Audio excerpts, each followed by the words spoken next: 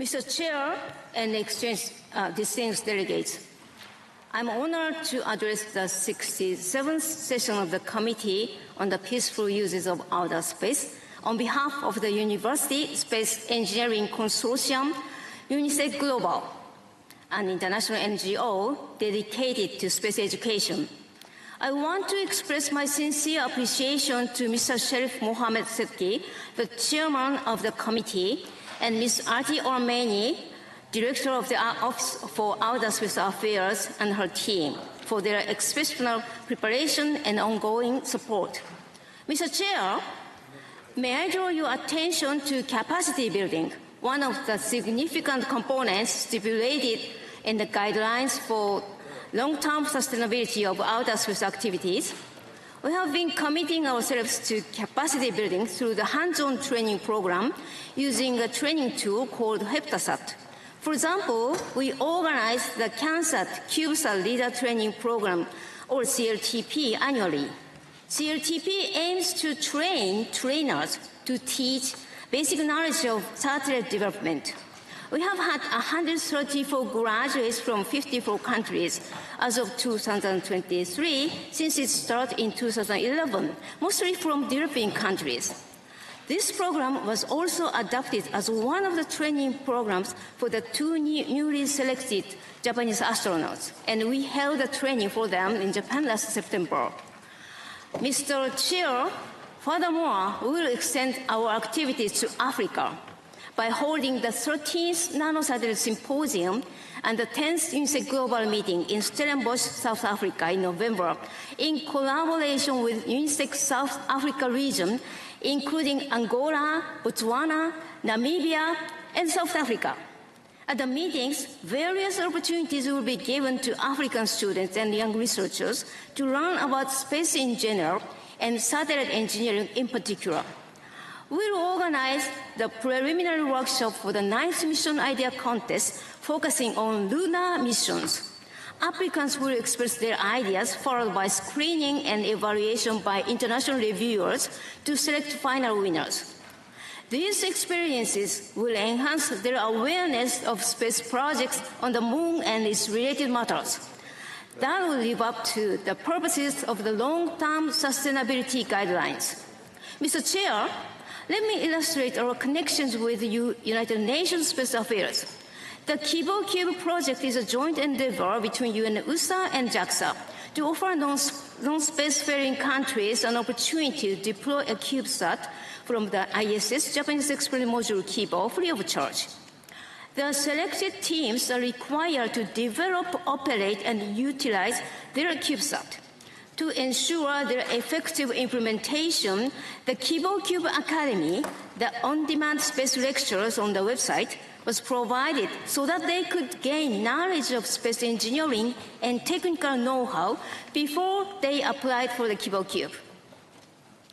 We support the CubeOS Academy by providing lecturers and managing their activities. The other project I want to mention is the monthly virtual UNISEC Global Meeting. Everyone can participate in this online 2-hour meeting free of charge, hosted each month by different members. Mexico, India, Nepal, Japan, and Italy hosted it recently, and Malaysia will host it this coming July. Mr. Chair and distinguished delegates, I want to conclude my statement by referring to one of the essential principles, which states that space is a common property for all humankind. In this sense, human resources development is a crucial factor. As a space educational NGO, the UNISEC Global will continue its commitment to capacity building for developing countries with our founding spirit of equal access to and equitable use of space and the awareness of altruistic values. To sum it up, let's go to space together. No one should be left behind. Thank you for your kind attention. I would like to thank the distinguished observer of the UNISEC Global for her statement. Now I could see that the distinguished representative of Peru is in the room. So I would invite the distinguished representative of Peru to give his statement. Please. Señor Presidente. Chair Zarif Mohammed Tsedki, I'm pleased to take the floor for this first time at this session of COPUOS and for the first time at this forum. Since taking on the duties of the Chief of the Peruvian National Space Agency, allow me, on behalf of the Peruvian delegation, firstly to convey to you our full support for your chairmanship and our best wishes so that during your leadership of this session we meet all goals set and all successes. Chair, Peru aligns itself with the statement of the G77 in China and in our national capacity wish to underscore the following matters. Peru has a long-standing history of the peaceful development of space activities, and just a few days ago, on the 11th of June, in Lima, we celebrated 50 years since the establishment of the Peruvian Space Agency. On this historic moment, therefore, we are prepared to engage in consideration of space development both nationally and internationally. Peru was one of the first pioneering states of our region, joining the 5 outer space treaties, and in so doing, over time, we have built capacity geared towards socio-economic development and national well-being. However, the natural evolution of the space sector requires us equally to make changes, and as such we are working constantly to update our law establishing our space agency and designing a national space policy in order to consolidate and promote space development in our country. Turning to space technology applications, since 2016 we have operated an Earth observation optical satellite with submetric resolution, providing numerous national users with relevant data and information for land use management. Our satellite system is equally used by countries such as Korea, Argentina, Kazakhstan through international cooperation, and we are also working together with Canada and China. Moreover, early on this year, we have made available a data tool in order to bring on board more national users that still were facing barriers preventing access to the use of satellite imagery. In the sphere of space science, since 1965, we have hosted the launches of research rockets into the upper atmosphere as part of international projects. In recent decades, we have been able to develop our very own research rockets as part of a program named Pedro Paulet in honor of the Peruvian precursor of the use of liquid propulsion, which is still used in these times. In 2028, we plan to launch a set of research rockets working together with NASA, where we will be involving national universities in the study of space sciences. I would also like to point out that Peru plays a very active role in the sphere of regional space cooperation. Our country is a founding country of the Asia-Pacific Space Cooperation Organization, APSCO, where we have led a number of projects, such as the Linku project, which carried out a method for the deployment of cables in space. I wish to note that during Peru's presidency of the APSCO board, we organized a large-scale forum for the development of APSCO alongside the November 2023 APSCO meeting that was held in this historic city of Cusco. This opportunity brought together leaders of the Latin American and Caribbean region and was an opportunity to delve further into regional space cooperation. On this occasion, Peru, alongside China, is investigating alternatives so that in 2028 we will be able to organize an experiment on the moon in order to measure electromagnetic noise at the southern pole, establishing a baseline for the future development of radio astronomy from the moon. Furthermore, Peru recently joined the Artemis Accords, and we are particularly interested in further developing lunar activity and engaging in the legal discussions that are taking place regarding the sustainability of space resources, as well as the role and responsibility of humankind in the future when it comes to space exploration. With this in mind, we were pleased to accept the kind invitation issued by UN OSA and Germany to co-organize the World Space Forum, which will be held in Bonn in December 2024. The motto of this event is Sustainable Space for Sustainable Earth, and it will aim to engage in a multilateral exchange on the discussion and implementation of the Pact for the Future. Finally, as in earlier occasions, Peru once again underscores its staunch commitment to the peaceful development of space activities and to coordinating efforts in order to bolster international cooperation. Allow me to conclude by stating that next month, on the 2nd of July, in Peru, with great pride, we will celebrate 150 years since the birth of Pedro Paulet Mostajo, an inventor and diplomat and one of the founding fathers of our global astronautic program. Thank you very much. I thank the distinguished representative of Peru for his statement. Now I move to the next speaker on my list, and I invite the distinguished observer of the European Astronomical Society for the floor. Chair, distinguished delegates, it is an honor and a privilege to address the 67th session of UN COPUOS on behalf of the European Astronomical Society, the EAS, in my capacity as its Vice President. Chair, as it is the first time we take the floor, we wish to congratulate you, Ms. Setke, and the new Bureau on your appointment, and express our appreciation for the excellent preparation for the meeting by the Office of UNOSA. We assure you, Chair, of our fullest cooperation during this session. The European Astronomical Society promotes and advances astronomy in Europe, supporting its more than 5,300 individual members in the undertaking of their professional activities. The EAS, furthermore, collaborates with 32 affiliated national societies and 30 organizational members, foundations, research institutions, and entities that support the activities of the Society. The Society is also involved in capacity-building endeavors and regularly engages with European policymakers and funding agencies. Chair, I am pleased to report that the EES annual meeting, the largest yearly astronomy-focused event in Europe, will take place in Padova, Italy, in just 1 week. It will bring together close to 2,000 participants from all over the world, scientists working in all fields of astrophysics and space science, policymakers, and public engagement specialists. Chair, space activities are of great importance to the EAS. Astronomy is the oldest form of space explorations, as humans have looked at objects and phenomena located in outer space since prehistoric times. Today, the ability to explore the universe with both space telescopes and ground-based facilities is crucial for the progress of our understanding of the cosmos, to investigate how our universe formed and evolved, and ultimately how we as a species came about.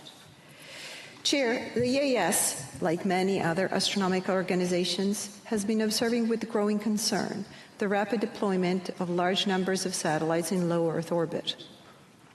These objects are known to negatively impact observations made by both ground-based and space-based telescopes. Their proliferation threatens the access to dark and quiet skies, affecting not only the advancement of humanity's knowledge of the universe, but also our ability to track near-Earth objects and effectively contribute to planetary defense, which is critical to prevent events that could put the very existence of our species at risk. Chair, for a few years now, the astronomical community and astronomical organizations, including the EAS, have engaged extensively with space industry key players, with COPUOS, the ITU, the European Commission, and national regulators, in an effort to work together towards technical solutions to mitigate negative effects of LEO satellites on astronomical activities, and for the development of balanced regulations. Chair, the EAS is thankful to COPUOS delegations for their discussion within the Scientific and Technical Subcommittee, for their recognition of the importance of the problem, and for agreeing on the name and scope of an agenda item on the issue of dark and quiet skies and satellite constellations. We also greatly appreciate the ongoing work of the Group of Friends for Dark and Quiet Skies. It is our belief that under the new agenda item, delegations will have an appropriate forum to exchange their views and discuss constructive approaches to preserve the dark and quiet skies. Chair, we also support the conference room paper presented by the International Astronomical Union and several permanent observers on the protection of astronomy and science on the Moon. The lunar surface hosts some of the most promising sites for next-generation high-performance astronomical instrumentation, whose extraordinary qualities might be threatened by planned and potential activities on the Moon. Chair, we wish to conclude our statement by saying that the EAS is fully committed to continue collaboration with COPUOS and its delegations in the path to devise innovative strategies aimed at the protection of the dark and quiet skies for science and society and for future generations. Chair, distinguished delegates, thank you very much for your attention.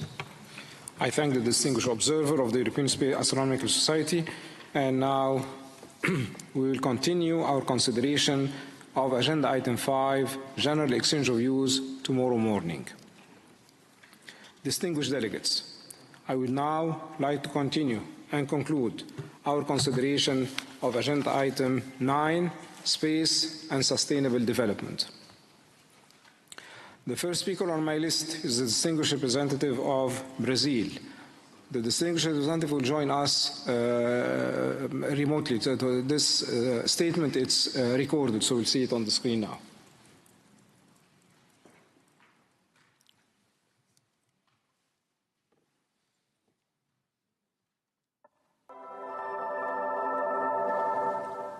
Ladies and gentlemen, it is an honor to Brazil to address this committee and contribute to the discussion shaping the future of space exploration. Recently, the United Nations Committee on the Pacific Use of Outer Space recognized that space weather has the potential to significantly impact countries' critical space and ground infrastructure. It has been set forward as an international concern in the guidelines for the long-term sustainability of the space activities under the UN document AAC 105 C1 L366, particularly in the recommendations B6 and B7, and the LTS 2.0 working group, a high-level goal for the member countries. This initiative aimed to promote communication between the COPUOS member states and relevant union bodies and international organizations that conduct space weather observation, research, or operational service activities in order to improve coordination and efficiency. The Latin American countries that are developing and provide space weather services and that are already participants in the International Space Environment Service Organization, which bring together the regional warning center, are currently Argentina, Brazil, and Mexico. In this sense, as initiative for Latin America, those responsible for this service, including Chile, being organized to be a service provider, have shown interest in following the international cooperation recommendation discussed in the ISIS and in the UN COPUOS group of experts. An MOU was signed between these four countries by the institutions representing the space weather services in 2021, with the intent to facilitate of communication and joint actions to avoid replication of efforts, expand the capability of the members in the space research, and standardize the provision of service for the region. In a sequence of actions derived from these efforts, there was an initiative by the group now with Peru as a new member state joining to create the Latin American Center for Space Weather. The regional cooperation as a unique center was discussed during the ALAGE meeting in 2022 in Brazil. Afterward, a second meeting was held in Ushuaia, Argentina in 2023, and a third meeting in the annual meeting of COLAGE in Mexico 2024. The decision of the creation says that the Embrace Center in Brazil would be the operational center. The development of the services would be distributed throughout Latin America in the various countries member. A scientific deliberative committee would be created for Latin America. And then all the other countries that haven't joined yet are invited to join.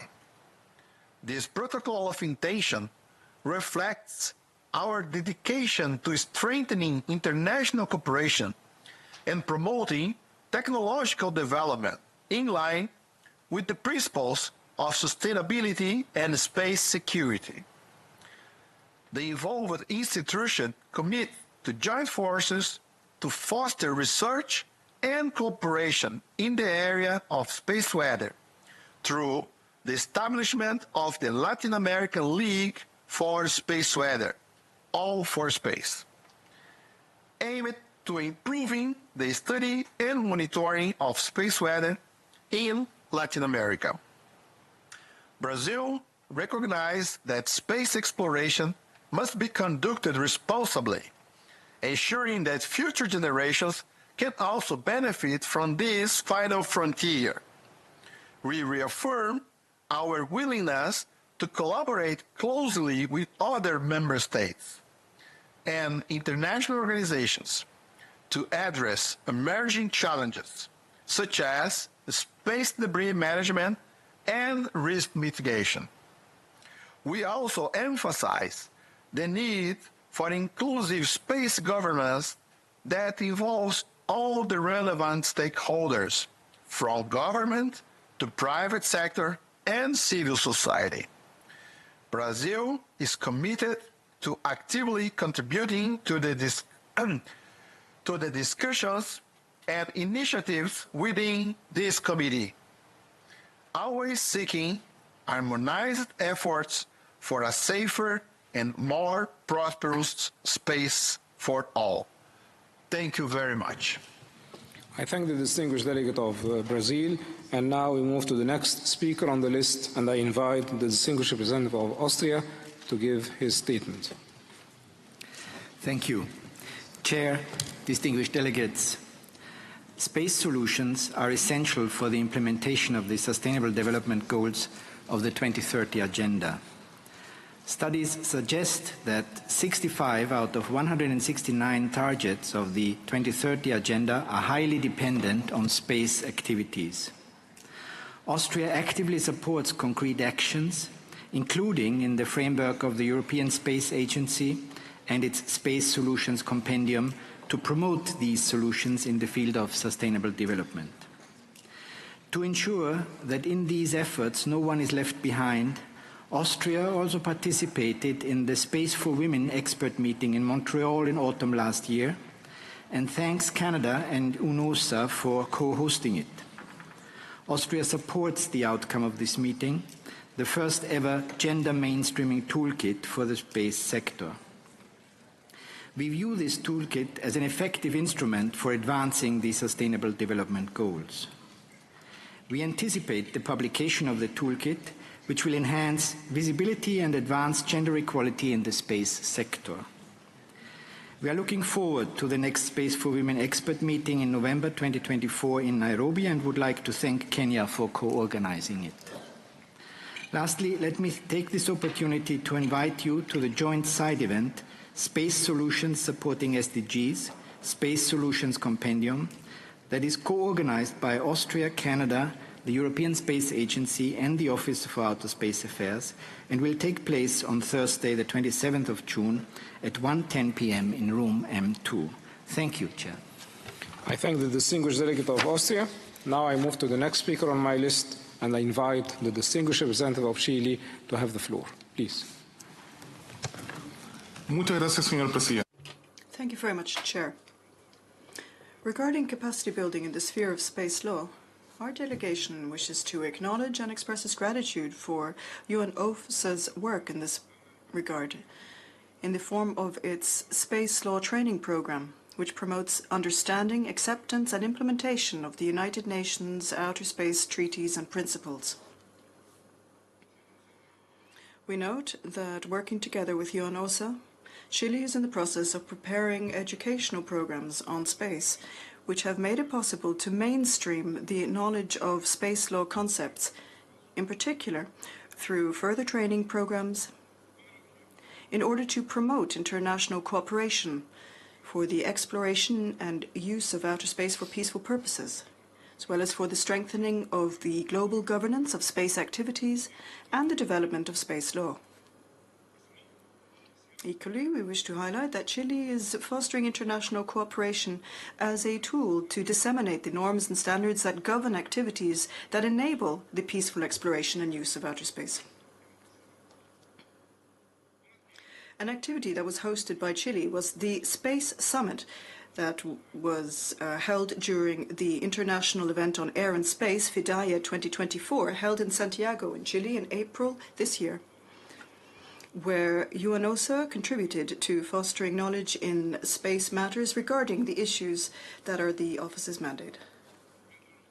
Among the main areas of interest that were developed, this was an opportunity to highlight the consequences as well as the socio-economic impact of national space programs on school programs on space education, the impact of such education programs at the school level in the areas of science, technology, engineering, and mathematics allows our students to further develop their studies and to give them new aspirations and hopes for the future, building on their future talents.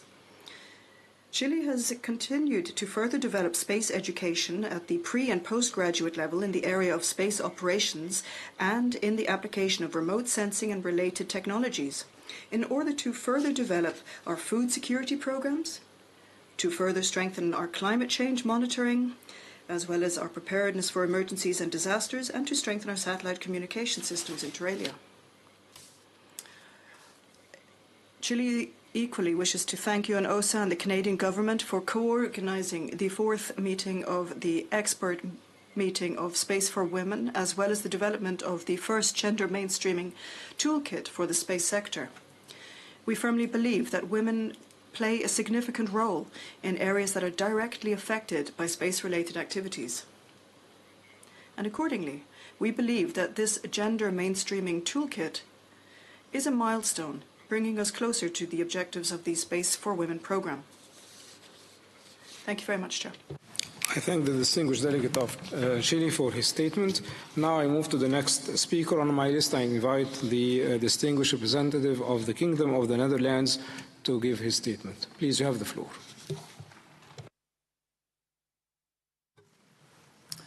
Dear Mr. Chairman, thank you for giving me the floor.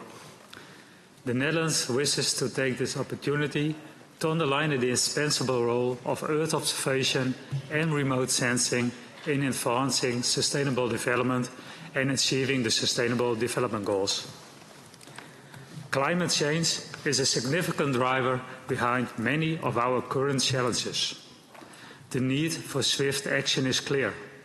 We must reduce the speed of climate change through mitigation and limit its impact through adaptation. Greenhouse gas emissions are the primary cause of climate change, and their effects are becoming more serious every year. We are witnessing more frequent and intense floods, droughts, wildfires, and a continuous loss of biodiversity. These environmental crises have dire implications for our prosperity and well-being. To illustrate, in the first half of 2023 alone, the insured cost of climate damage amounted to 46 billion euros worldwide. This figure underscores the urgent need for comprehensive action. The Netherlands is committed to address these challenges. We have made significant commitments at global, European and national levels to implement necessary measures and to report on their impact. However, to do this effectively and efficiently, we need detailed data on our atmosphere, water and land. In this regard, the Netherlands believes that remote sensing data should be universally accessible and freely available, because we consider this essential to achieve the Sustainable Development Goals. Furthermore, satellite-based applications in developing countries can contribute greatly to the accomplishment of specific SDGs. For example, the Netherlands has initiated a program focused on enhancing food security, providing smallholder farmers and pastoralists with satellite-based information and financial services. For our work in this program, we learned that 3 crucial aspects must be considered when implementing such programs. Firstly, digital inclusion is paramount to ensure that everyone has access to these services. Secondly, actionable information should be provided, particularly for those who are illiterate or need translation in local languages. Thirdly, careful attention must be devoted to safeguard data privacy. Given the severity of the climate crisis, the demand for satellite-based digital service in critical sectors, such as agriculture and food, is ever increasing. Satellite implications have the potential to enhance farmers' resilience to climate change impacts. Additionally, digital services can effectively disseminate essential information on public health measures to remote areas. Therefore, the Netherlands calls on all member states to work together to unlock the full potential of satellite-based applications for sustainable development. In conclusion, the challenges we face are immense, but with collaborative efforts and the right tools, we can make significant strides in mitigating climate change and promoting sustainability. Looking ahead, supported by our comprehensive national long-term space agenda, the Netherlands stands ready to play its role in space to achieve the Sustainable Development Goal. Thank you, Mr. Chairman. I thank the distinguished representative of the Kingdom of the Netherlands for his statement. Now I move to the next speaker on my list and invite the distinguished representative of Indonesia to have the floor. Please. Yes, Mr. Chair, distinguished delegates, Indonesia is committed to implement the Sustainable Development Goals program. We believe that the space technology is a very effective tool to achieve the SDGs. At national level, the space activities to support SDGs are conducted in various sectors, among others of use of the satellite remote sensing technology for monitoring agricultural land, marine, fisheries, plantation, forestry, disaster mitigation. There are also many other uses of the space technology, such as space or atmospheric science, telecommunication satellite, aeronautics. Indonesia actively uses the remote sensing to support the achievement of the Sustainable Development Goals, particularly for the zero hunger, clean water and sanitation, sustainable cities and communities, climate action, life below water, and life on land. Furthermore, remote sensing applications are utilized for agriculture, watershed health, slum area mapping, coastal and marine monitoring, disaster mitigation, and many others. Regionally, Indonesia supports the SDGs program, among others, by implementing the Asia-Pacific Plan of Action on Space Application for the Sustainable Development 2018-2030, which was adopted in the 3rd Ministerial Conference on Space Application for Sustainable Development in Asia and Pacific. The first phase of the implementation 2018-2022 of the Plan of Action were aimed for the application of wide range of space technology in 6 priority thematic areas.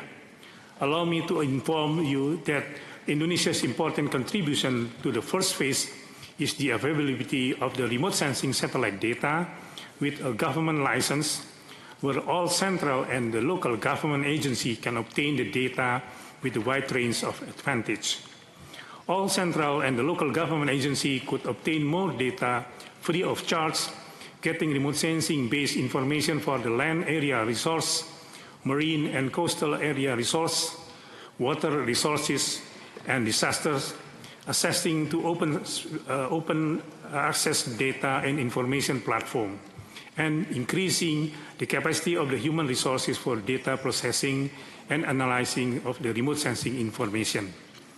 On strengthening the implementation of the second phase 2020 to 2026 Plan of Action, as stipulated in the Jakarta Ministerial Declaration on Space Application for Sustainable Development. Indonesia has also implemented 5 areas of action named disaster risk reduction and resilience, management of the natural resources, connectivity, energy, and climate change. The government of Indonesia has also proposed an initiative as our contribution, namely disaster risk management tools. I thank you. I thank the distinguished representative of Indonesia for his statement. Now I move to the next speaker on my list and invite the distinguished representative of Luxembourg for the floor. Please. Merci, Monsieur le Président. Monsieur le Président. Thank you very much, Chairman. Delegates, observers. The Luxembourg space sector has considerably changed over the past decade. It has become a flourishing and dynamic ecosystem. Our national space strategy has developed accordingly so as to ensure the sustainability of space activities on Earth and in space. As per the 17 SDGs, the Luxembourg space strategy is based on 4 main pillars. First, sustainability of Earth-based activities. Second, sustainability of outer space activities. Third, sustainable use of space resources. And fourth, sustainability of our space sector itself. This is a cross-cutting effort having to do with the sustainability of our companies and developing talent and necessary infrastructure for research. We carry out our strategy through tailored activities in cooperation with our international partners. These include the European Space Agency. Turning now to outer space and the sustainability of ground-based activities, we would provide several examples. First, our national infrastructure hosts the LSA data center. This is a highly performing data center facilitating open access and sharing of Earth observation data. Secondly, our ecosystem is creating a precise numeric model, a rather digital model of the Earth, so as to forecast events such as floods or forest fires caused by climate change. Finally, our space enterprises are developing solutions so as to optimize water use for agriculture, green urban development, and monitoring of greenhouse gases. Moreover, Luxembourg continues to draw upon space applications for development and humanitarian action. For an example, the emergency.lu platform is a way of reestablishing communication through satellite services for humanitarian agencies of the United Nations to benefit those impacted by humanitarian or environmental disasters. Furthermore, we promote the development of other out-of-the-box solutions using space systems so as to address humanitarian challenges, in particular through the Humanitarian Innovation Accelerator with the WFP.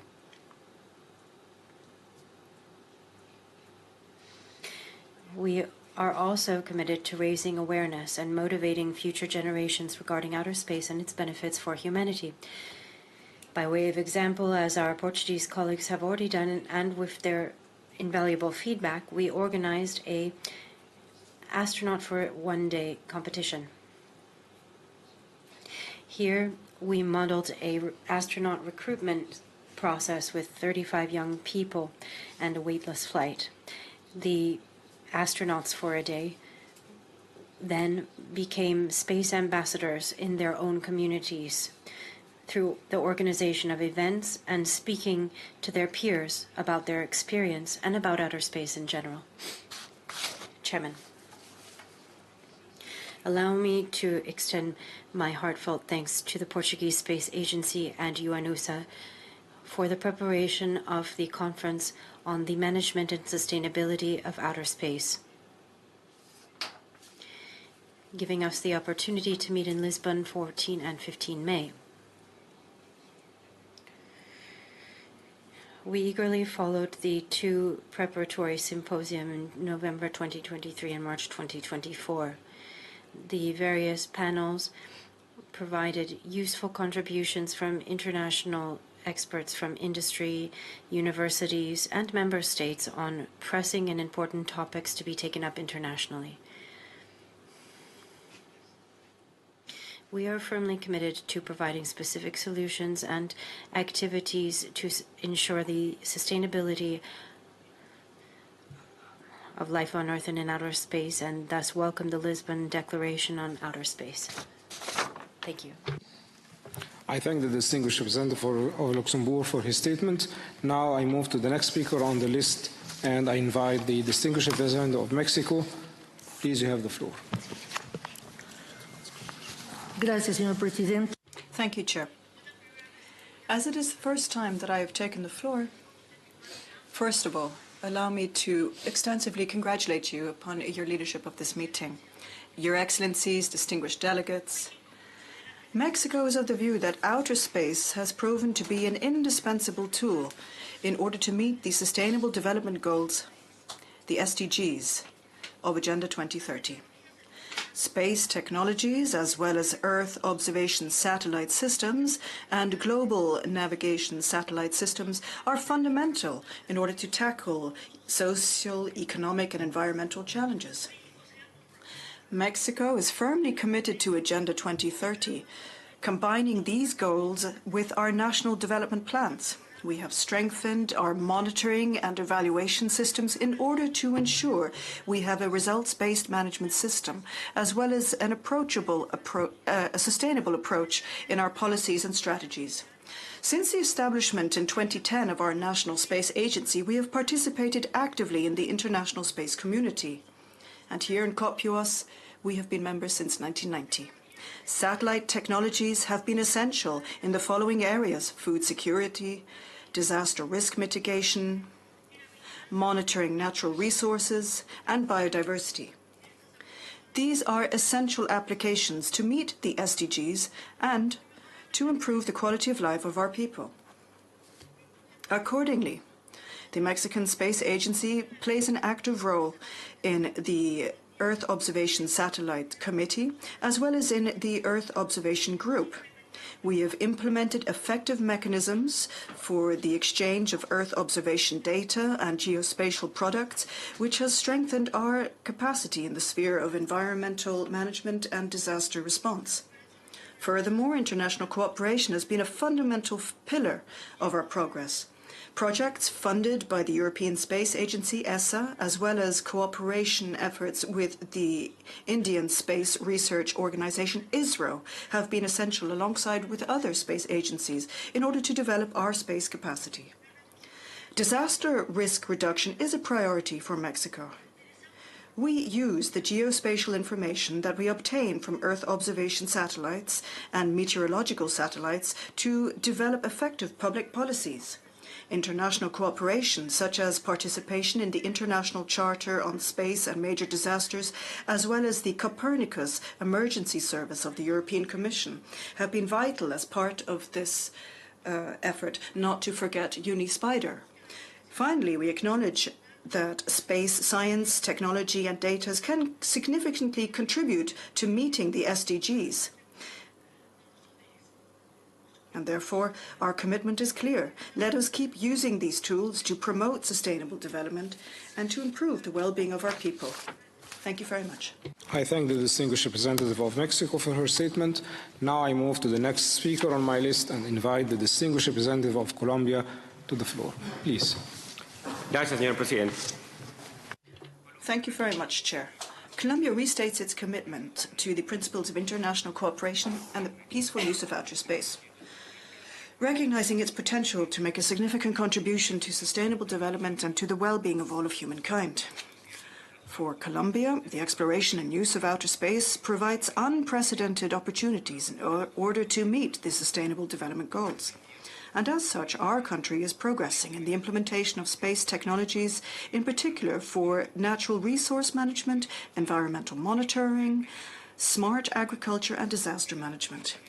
Not only do these applications help preserve our ecosystems and build climate change resilience, but they equally contribute to food security and to poverty reduction, in keeping with SDGs 1, 2, and 13 inter alia. We welcome the report issued by the Committee on the United Nations World Space Forum alongside Austria in 2023. Colombia attended this event. The motto was Space for Our Common Future.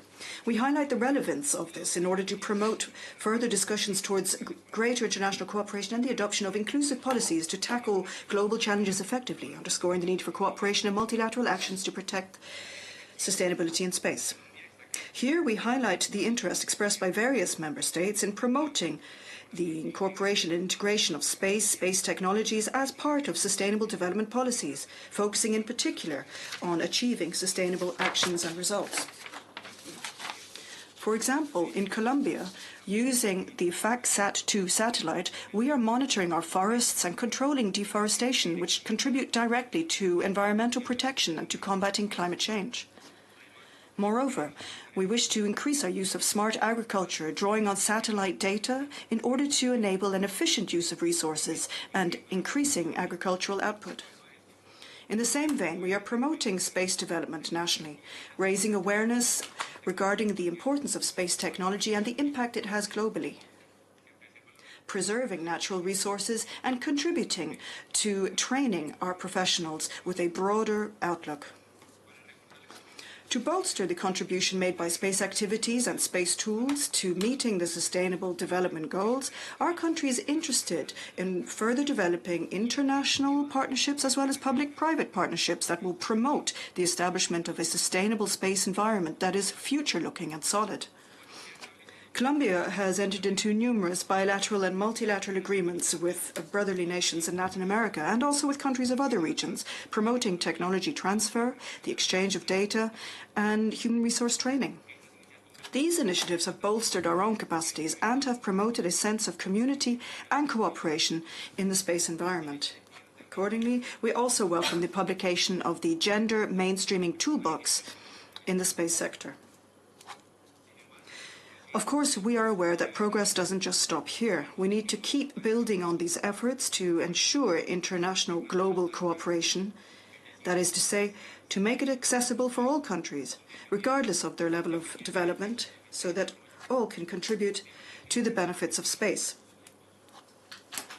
We hope to continue with the international exchange and cooperation, acknowledging the central role and mandate held by COPUOS in order to promote inclusive and sustainable policies that reflect the needs and aspirations of all its member states.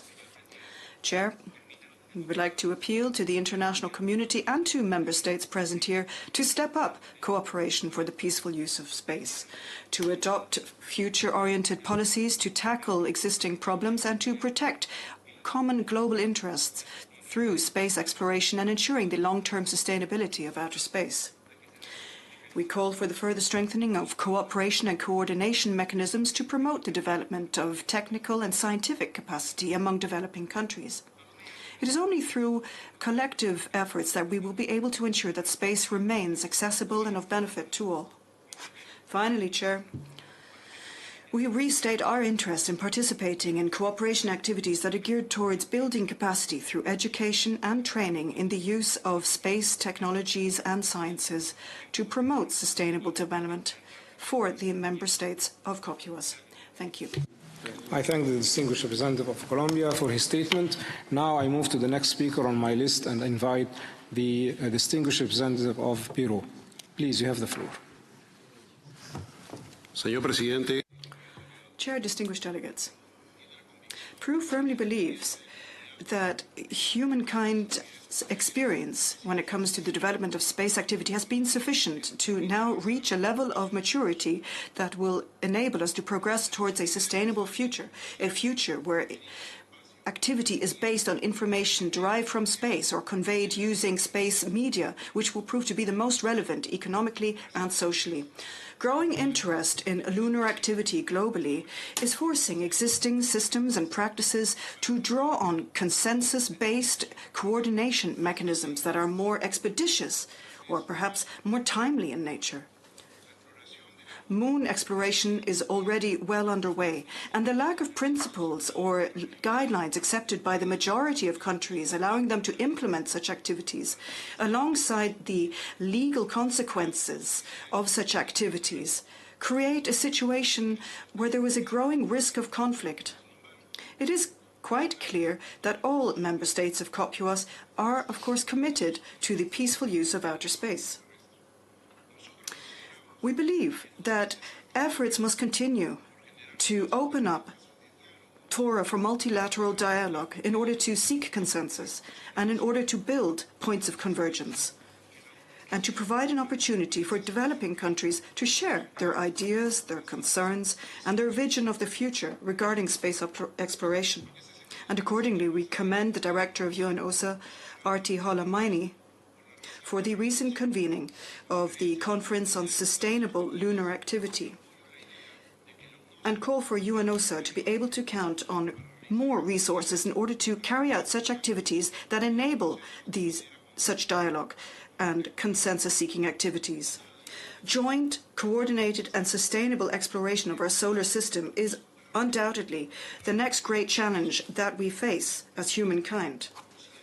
We welcome Romania's proposal for the establishment of an action team on lunar activities consultation, and we believe that even with the necessary consensus in place, this process will take some time before work can begin.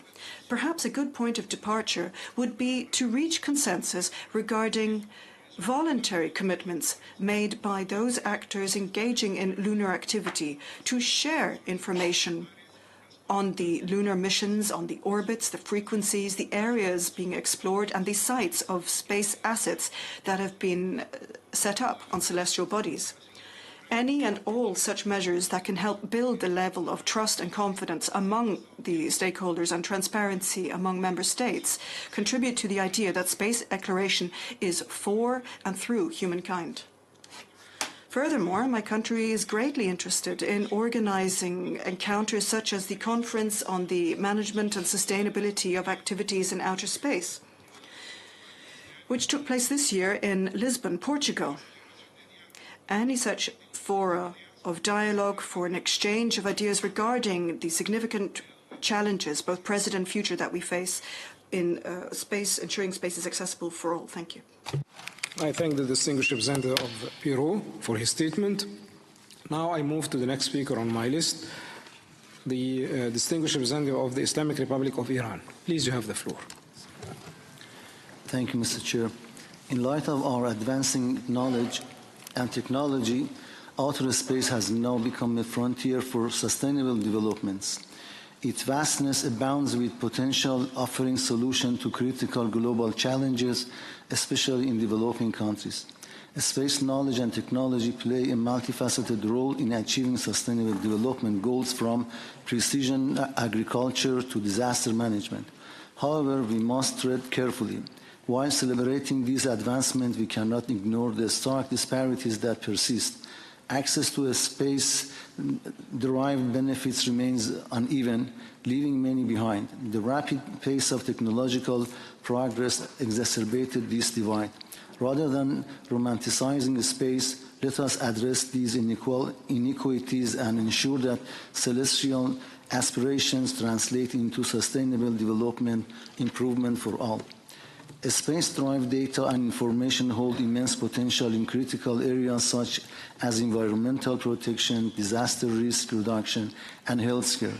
However, the challenge lies in ensuring that these insights reach the true beneficiaries, especially in developing countries and rural communities. Unfortunately, the gap between developed and developing nations widens, leaving many behind. To address this, we must focus on equitable distribution and empower developing countries to harness space data for their benefits. International cooperation, while noble in its intent, often comes with a string attached conditionalities and in some cases sanctions that can limit its effectiveness. Therefore, the foundation of space and sustainable development shall be built on inclusive and non-selective international cooperation that empowers developing nations to enhance their peaceful space capabilities. By fostering collaboration, knowledge sharing, and equitable resource utilization, these countries can actively participate in global efforts while safeguarding outer space for future generations. Cooperation should prioritize inclusivity, space building, capacity building, and peaceful use of outer space. Developing countries need support to build infrastructure, train scientists, and access data. Fair resource sharing and environmental stewardship are essential. In summary, international cooperation should empower all nations to actively participate in the space endeavor, ensuring a more equitable and sustainable future among the stars. Women and girls play a pivotal role in advancing sustainable development in all societies. Outer space shall not be an exception. Their participation ensures diverse perspective in scientific research, technology, and innovation. Encouraging women to pursue space-relevant education and career is essential for bridging the gap in this rapidly growing industry.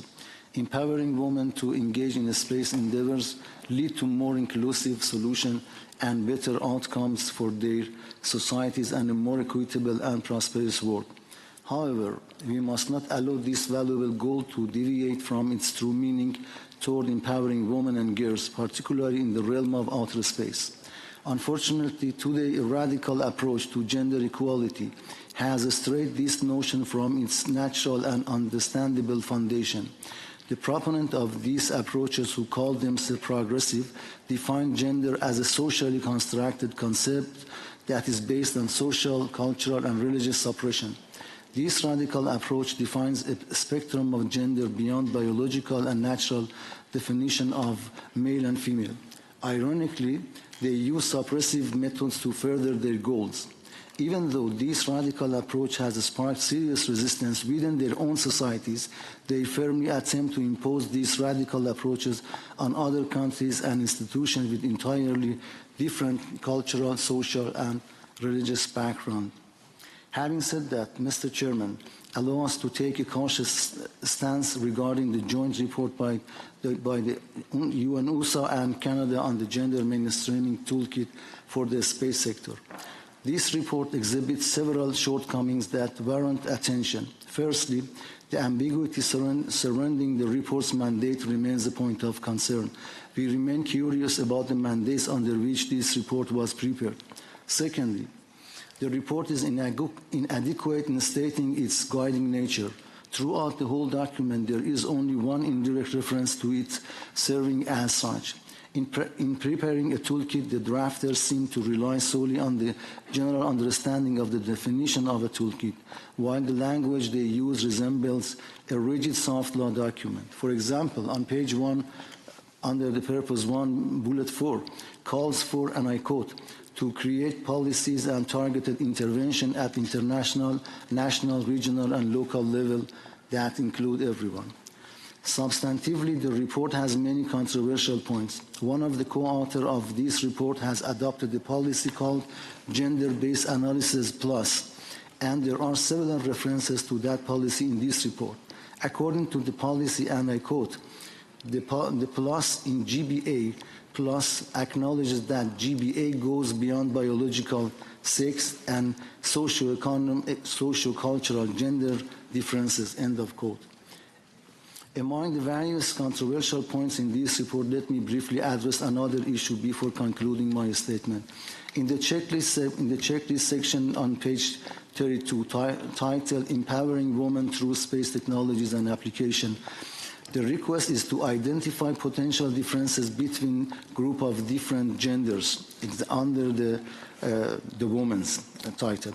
As evident from that section, this report highlights that even among women, there exist distinct gender groups. That is applied to men also. This fundamental issue lies at the heart of our current deliberation. And I just wanted to, in order to shorten my statement, I didn't went through the whole shortcomings of this document. In summary, women and girls play a pivotal role in advancing sustainable development across societies, including in outer space. Encouraging their participation leads to diverse perspectives and better outcomes. However, we must avoid deviating from the true meaning of empowerment. The joint report by the UN, USA, and Canada exhibits several shortcomings, including ambiguity and controversial points related to gender definition. Therefore, we respectfully request the Secretary to consider the mandate of the COPUOS and avoid the sensitive issues and try to consider the sensitivity of member states. Thank you, Mr. Chair. I thank the distinguished representative of the Islamic Republic of Iran for his statement. Now I move to the next speaker on my list, the distinguished representative of Egypt. Please, you have the floor. Thank you so much, Mr. Chair. Good afternoon, all colleagues. I would like also to reiterate our thanks and appreciation to the entire Secretariat for their efforts throughout the session of this committee. Mr. Chair, outer space is a common heritage of humankind and a common asset that belongs to humanity as a whole. Hence, there is a need to ensure benefit sharing of space technologies and applications, particularly for the benefit of developing countries. Accordingly, Egypt would like to highlight the following. First, Egypt underscores the continued relevance of Space 2030 Agenda and its implementation plan. It is crucial to foster international collaboration through implementation of this agenda to allow developing countries to harness the benefits of space technology, drive socioeconomic development, and improve resilience to environmental challenges.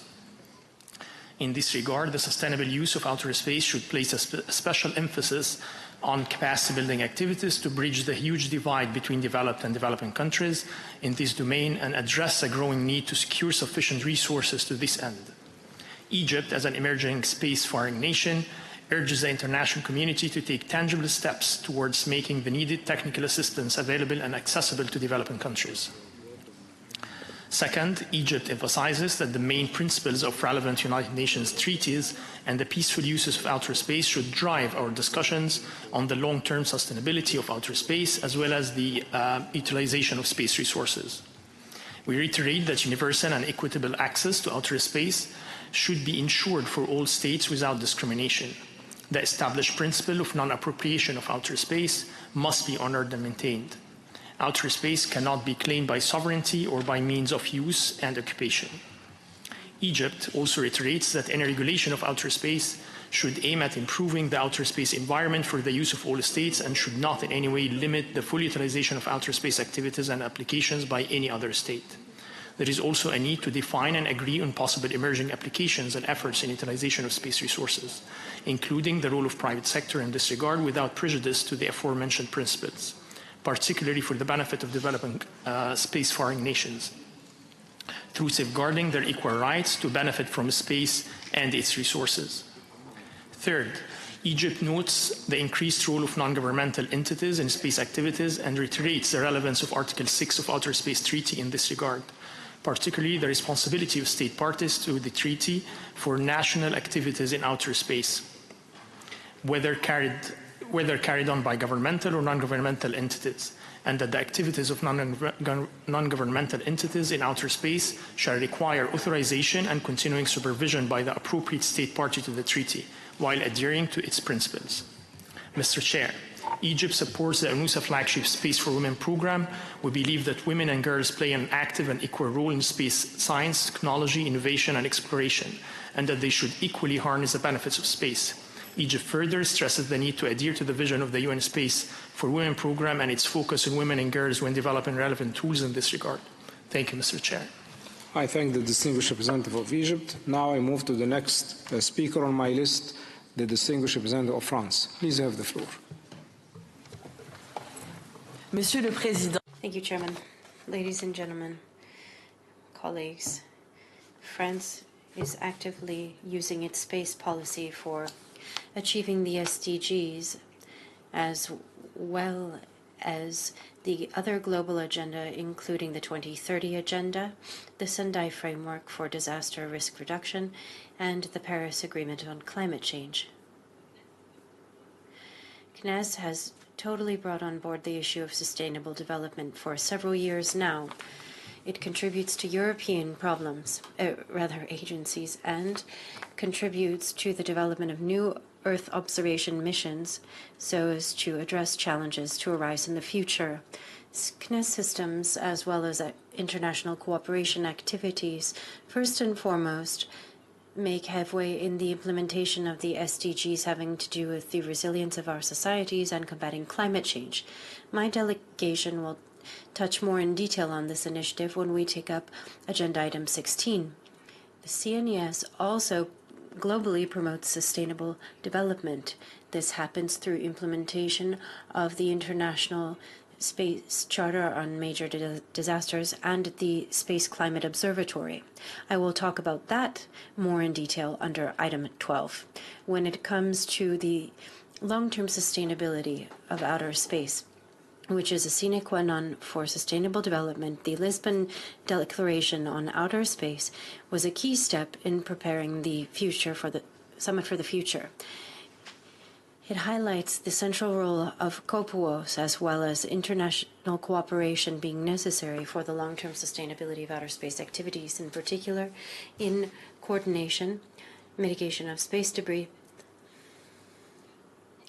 and the use of space resources, including data exchange and exchanging results regarding the exploration of the moon and other celestial bodies. On this particular matter, the Working Group on the Long-Term Sustainability of Outer Space Activities continues to be the priority forum for discussion. During the Working Group, France encourages all spacefaring nations and emerging ones to implement the guidelines approved by the General Assembly in 2019. Sharing of experience is particularly important. It is one of the added values of the Working Group and should continue to be so.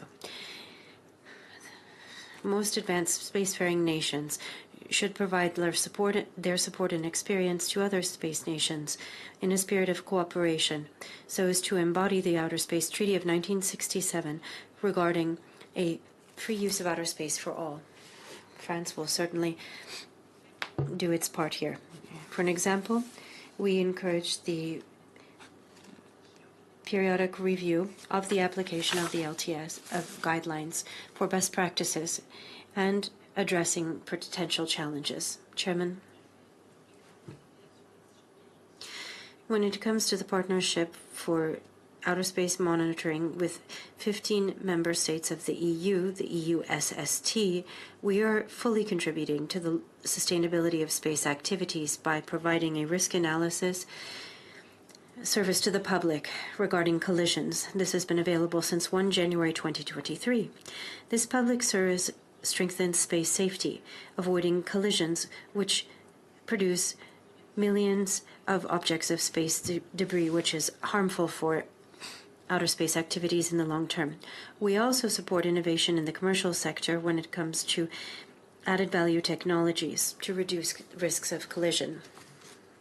All of this is a foundation for the sustainability of outer space activities and thus their impact on sustainable development.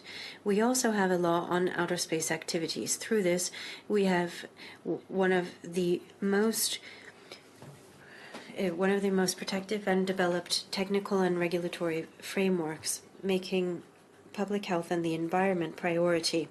The legislation has been updated so as to integrate the 21 agreed guidelines, as well as addressing new space challenges. Sir, during this new session of the committee, allow us to underscore our intention to reiterate the central role of COPUOS in organizing Unispace 4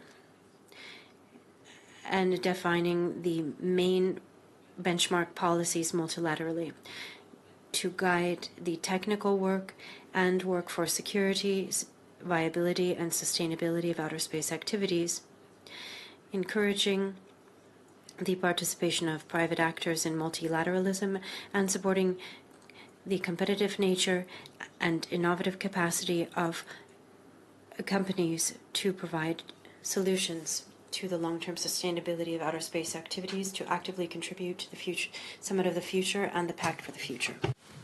I thank the distinguished representative of France for her statement.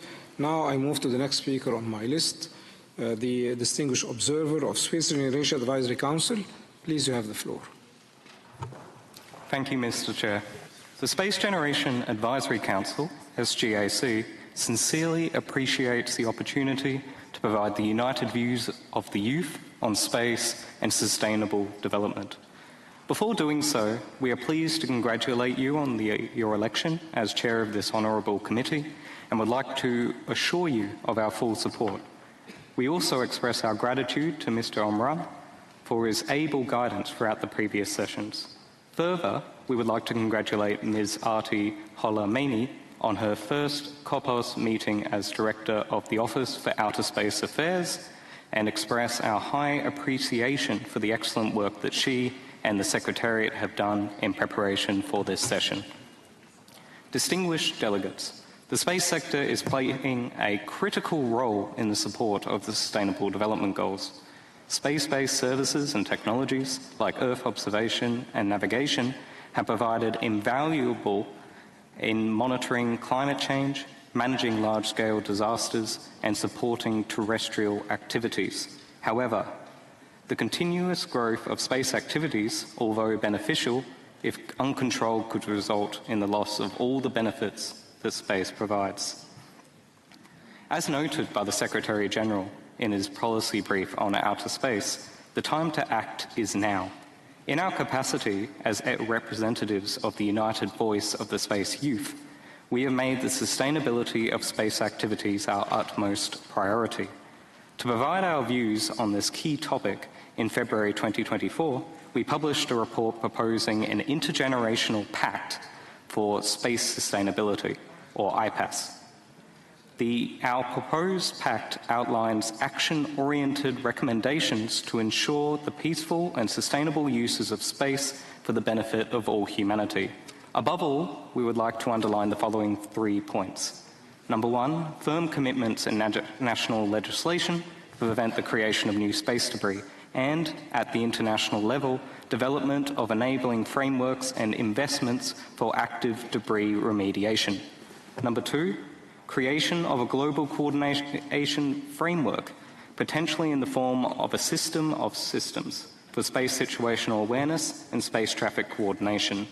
Number three, development of foundational principles for the conduct of space resource activities in accordance with international law and in a peaceful, cooperative, safe and sustainable manner. Finally, we call for meaningful youth engagement by involving youth-led organisations in decision-making platforms both at the UN and domestic levels, especially in connection with space governance, given its importance for the youth and future generations. If you wish to know more about our recommendations, we warmly invite you to read our conference room paper on this topic. Distinguished delegates, we know space sustainability is a complex and multifaceted subject that requires inputs from all actors. In preparation for the upcoming UN Summit of the Future, at SGAC we have been conducting a global, action-oriented, intergenerational dialogue on space sustainability. We began this dialogue at the Scientific and Technical Subcommittee in February by organising a side event on space, youth and future generations, together with the Government of Austria and Junio. We then continued it at the Legal Subcommittee by participating in a side event on outer space in the Zero Draft of the Pact of the Future, organised by the Permanent Mission of Germany and Junio. In the meantime, over the past months, we actively participated in the civil society consultations organised by the co-facilitators of the Pact of the Future, Germany and Namibia, and submitted written inputs on both the Pact of the Future and Declaration on Future Generations. Last but not least, in May, we have been pleased to participate in the excellent Conference on the Management and Sustainability of Outer Space, co-organised by the Government of Portugal and Junio.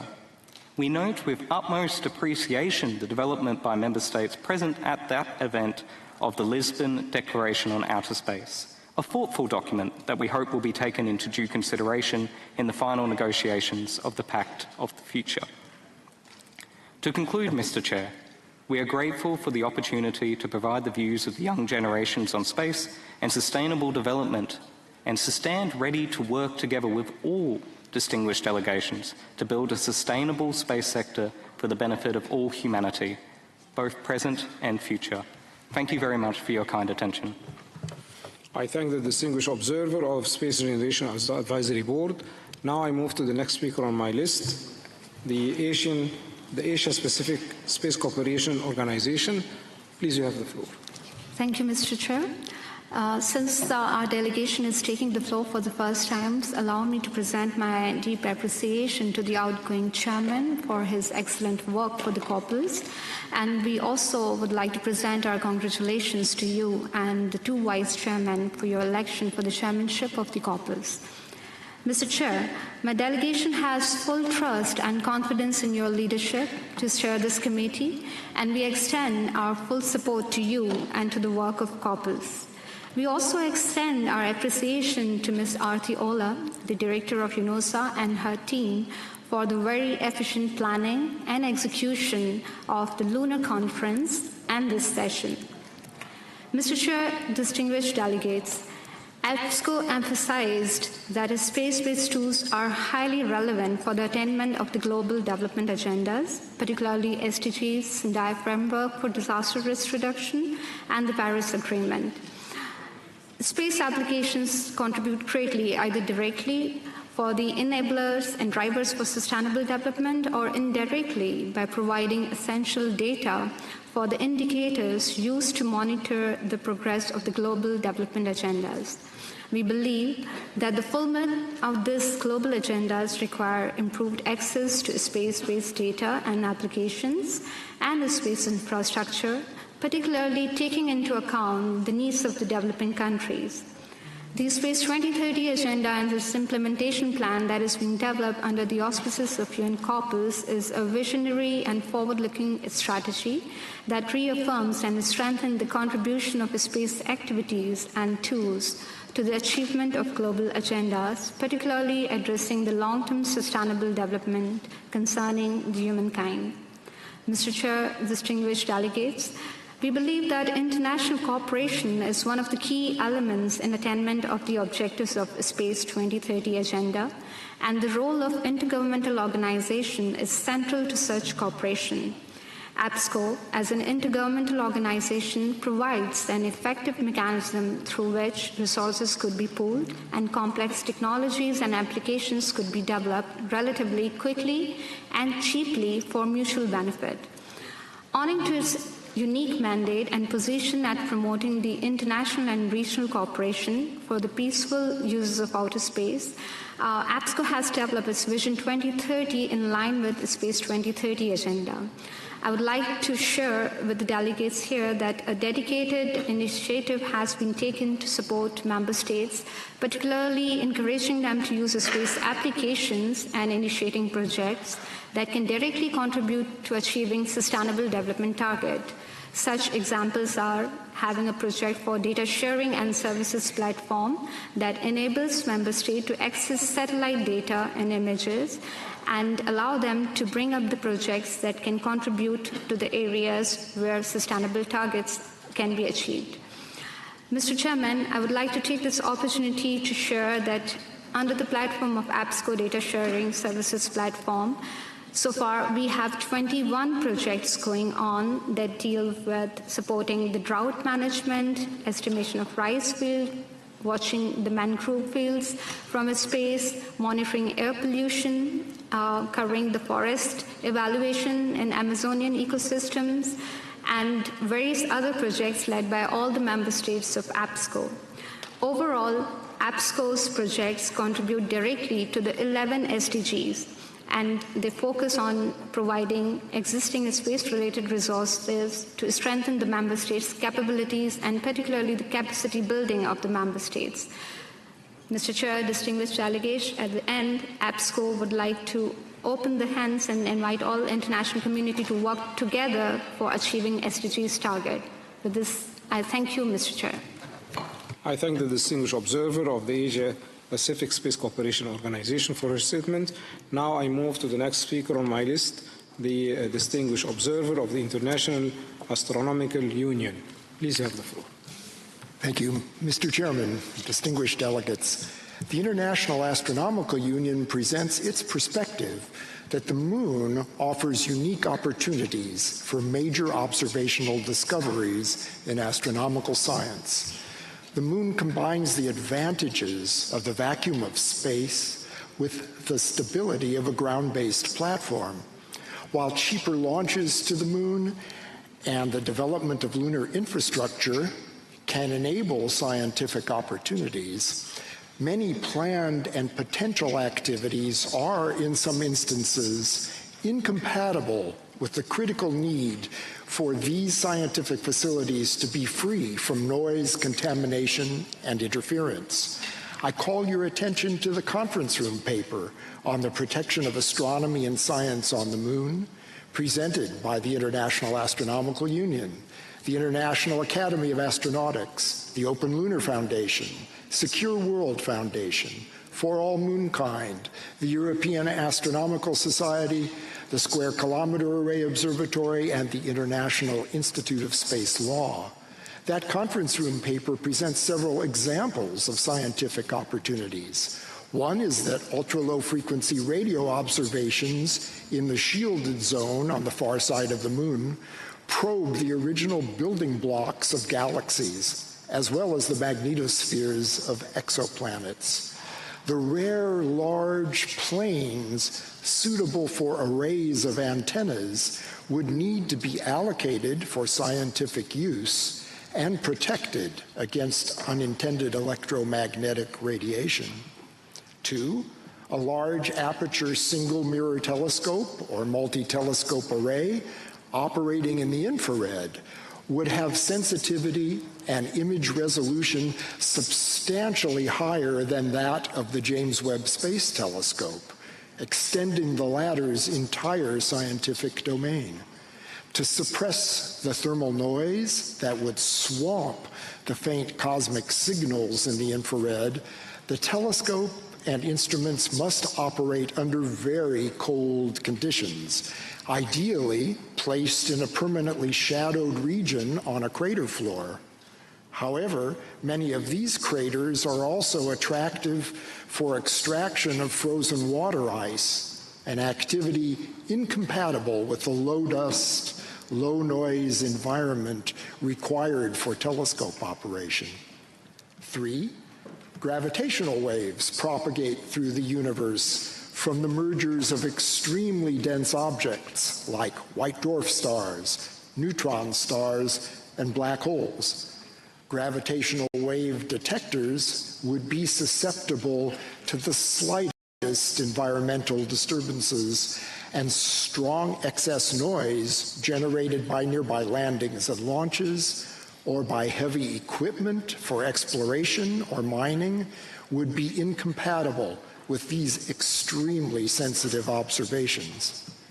Distinguished delegates, the ability to make use of the freedom of scientific investigation on the Moon, in particular, the unique advantages of the Moon as an astronomical observing platform, will depend on the development of internationally accepted methods to communicate, signal intentions between actors, foster coordination and safety, pay due regard to the interests of relevant users and stakeholders, and avoid contamination and harmful interference.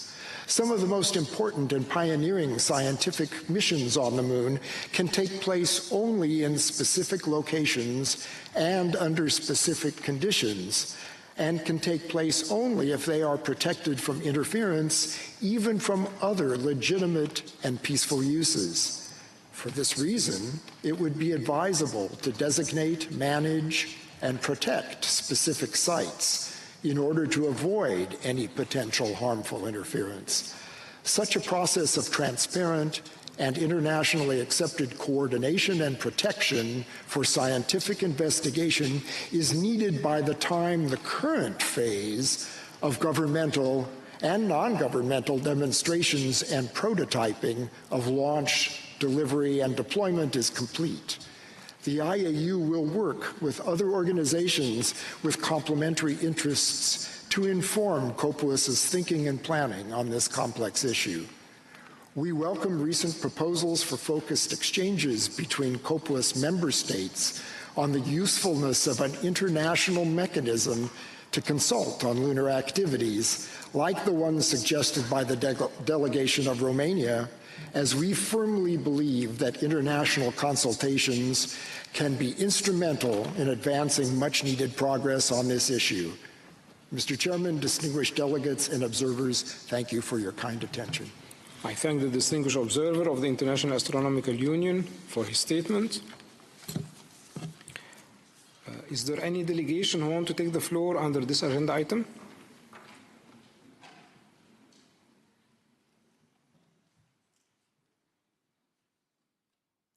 I see none. Now we have concluded our consideration of agenda item 9, Space and Sustainable Development. Distinguished delegates, I would now like to begin our consideration of agenda item 10, Spin-off benefits of space technology, review of current status. The first speaker on my list is the distinguished representative of the Russian Federation. Please, you have the floor.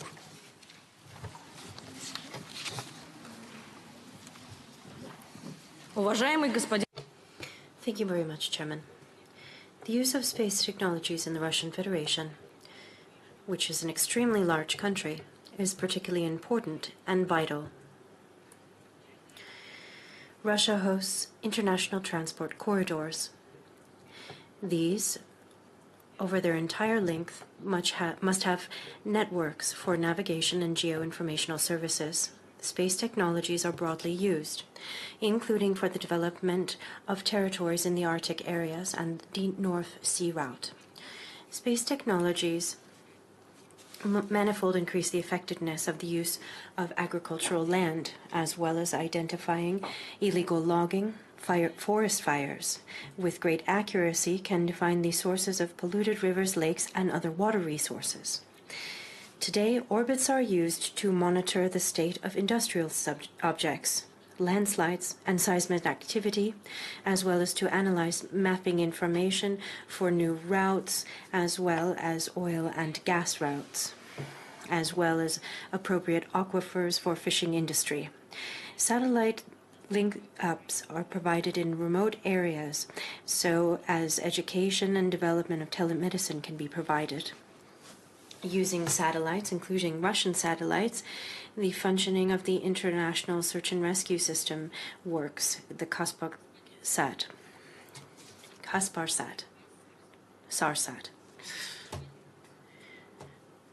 Chairman, orbital satellite constellations in the Russian Federation used in space technologies include navigational satellites of the GLONASS system, space devices for networks and the Earth's remote sensing. With their assistance, a whole span of timely space services are provided. These include navigation, mobiles, satellite network, as well as tele and radio broadcasting and broadband to internet. Space devices of ERS are used for studying the climate, seas and oceans, the atmosphere, the Earth's surface, as well as the link between the Sun and Earth, as well as the monitoring of emergency situations and their prevention. Also, there is scientific and technical contribution to areas of the economy, including from space rocket technologies. During this process, inter alia, a large number of highly productive jobs are created. Not just in the Russian Federation, though, but in other countries as well. Chairman. The existence of highly precise navigation systems using ERS data means that access is possible to users in areas where there is no ground-based alternative. They significantly increase the level of automation of transport and logistical operations, and thus provide additional economic benefits as a growth in productivity. The data received with the use of space technologies from fundamental experiments refine and create new mathematical models, defining processes such as the sun's impact on space devices, the atmosphere, and Earth's weather.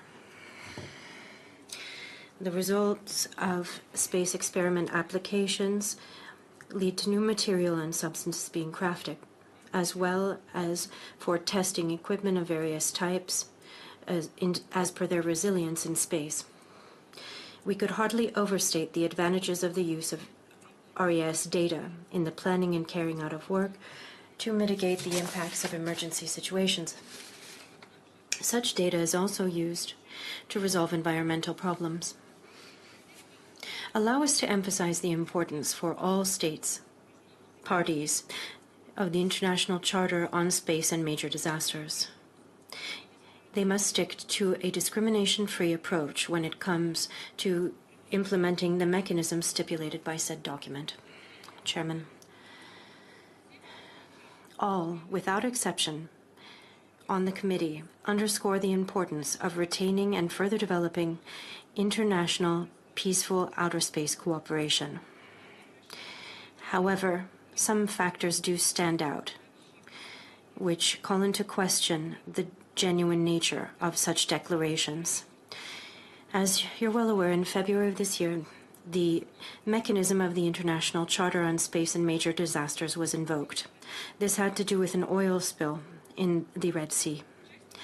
The parties to the Charter decided to invoke it and to provide data from RES to interested parties. This was in spite of the fact that the reason for the emergency situation was an armed confrontation, and that the region of imagery covered areas of fighting in the Middle East. Yet, in June of last year, Russia was not able to activate the Charter. This was refused, in spite of the relevant request, having to do with a flood due to the breaking of the Kakhovska electro power plant dam. The refusal was supposedly because the area of flooding was in an area of armed conflict. This is a very clear example of unacceptable double standards from some colleagues. We find this inadmissible. Thank you. I thank the distinguished representative of the Russian Federation for her statement. Now I move to the next speaker on my list, the distinguished representative of the United States. Please, you have the floor. Thank you, Chair and distinguished delegates. The United States continues to bring NASA technology down to Earth. Developed during NASA mission work, these innovations are made available to entrepreneurs, companies, academia, and other government agencies through the NASA Technology Transfer Program. Each year, NASA technologies find new life through secondary uses that benefit people around the globe. For nearly 50 years, NASA has tracked examples of successful commercialization in its annual spin-off publication. We have documented more than 2,000 space technologies that are improving life on Earth. Recent spin-off technologies include the first wireless arthroscopic camera to be cleared by the U.S. government and a new 3D printing method that allows additive manufacturing at almost any size with otherwise unprintable metals.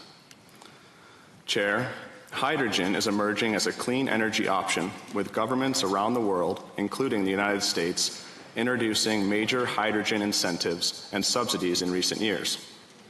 NASA, the world's largest user of hydrogen, has laid the technological groundwork for this promising source of renewable energy.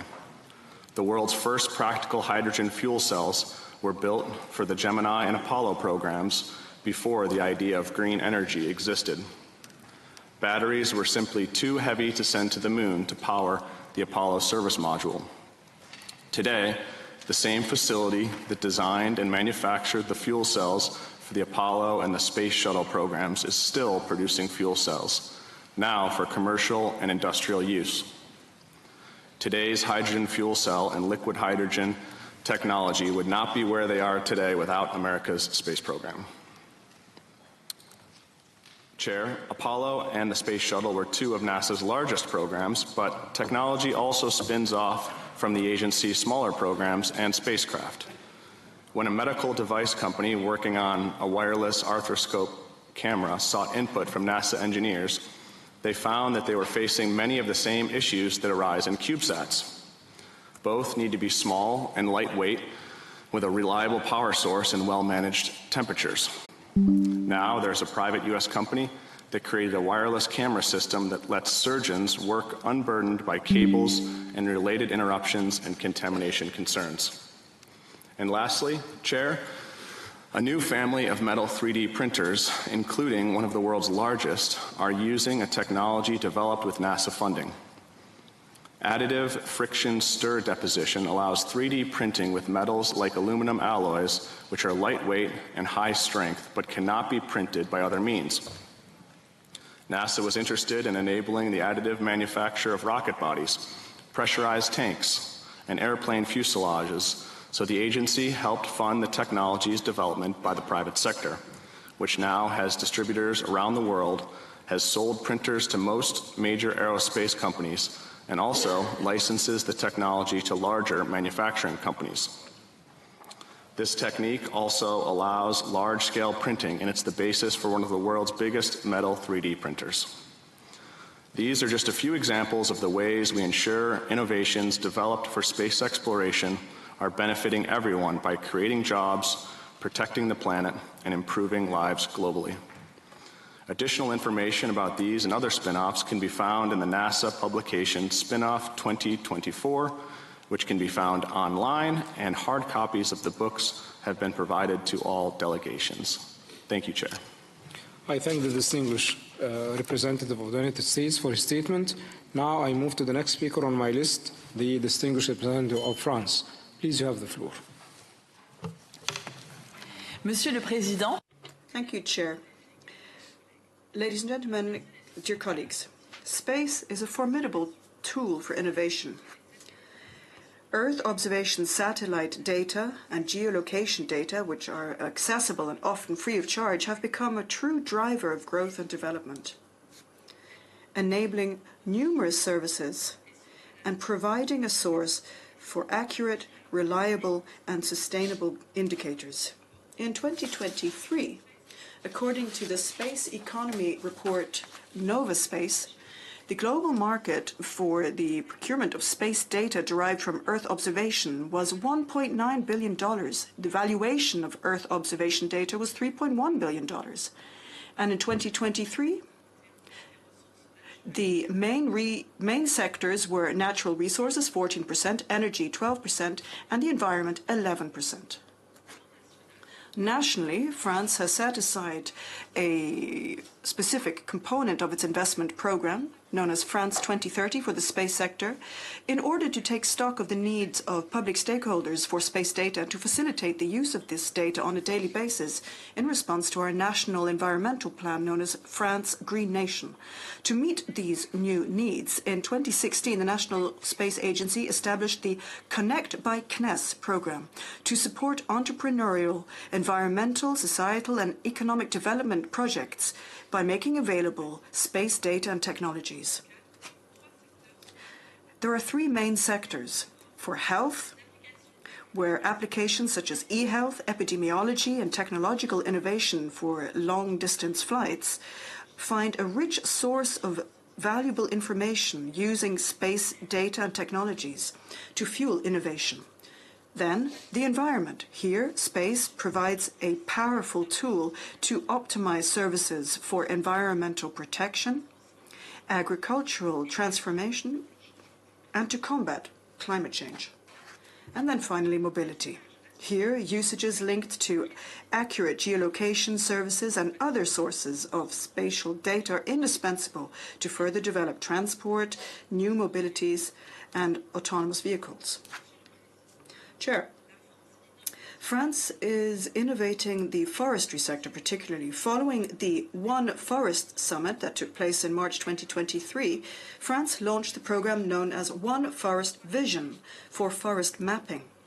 This ambitious program serves to compile and analyze data on the forest basins of Africa and Asia to identify the main carbon sinks and biodiversity reservations in order to use remote sensing and artificial intelligence to measure the impact of deforestation and forest deterioration.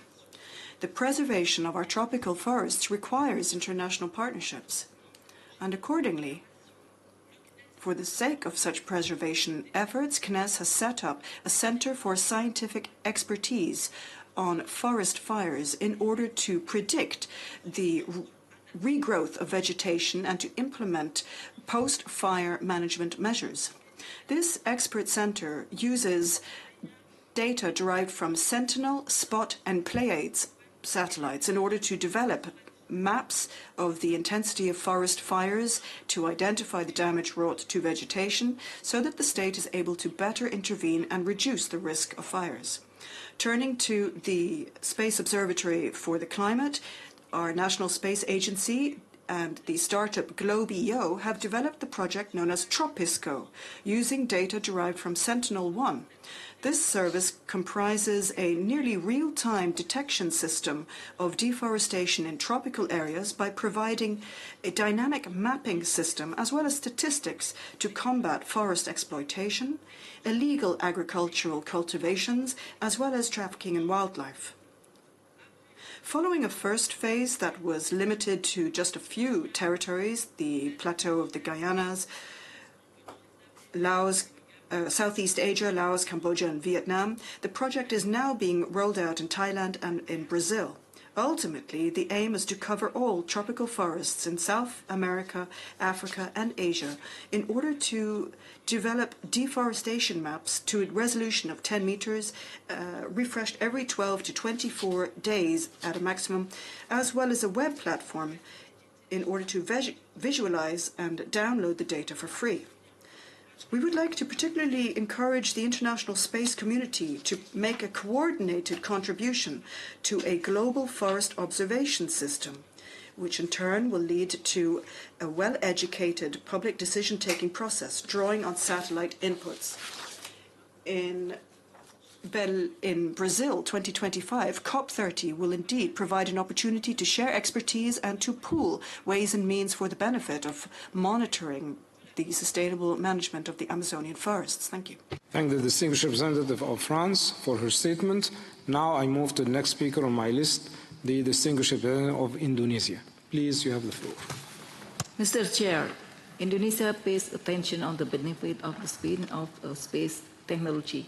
In parallel with the development of space technology, Indonesia has just begun the development of the spin-off technology such as in research and innovations in autonomous vehicle, smart buoy, disaster or tsunami landslide early warning system, sea or wave level height measurement, automatic identification system, automatic dependent surveillance broadcast, wearable tracking device, and many others.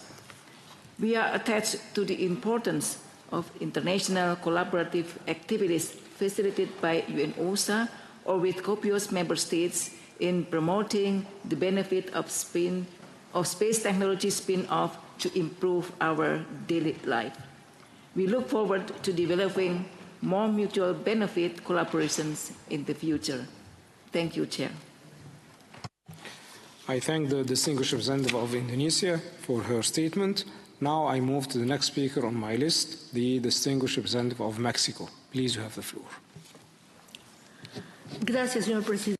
Thank you very much, Chair. Your Excellencies, distinguished delegates, space technology plays a crucial role in climate change adaptation and mitigation.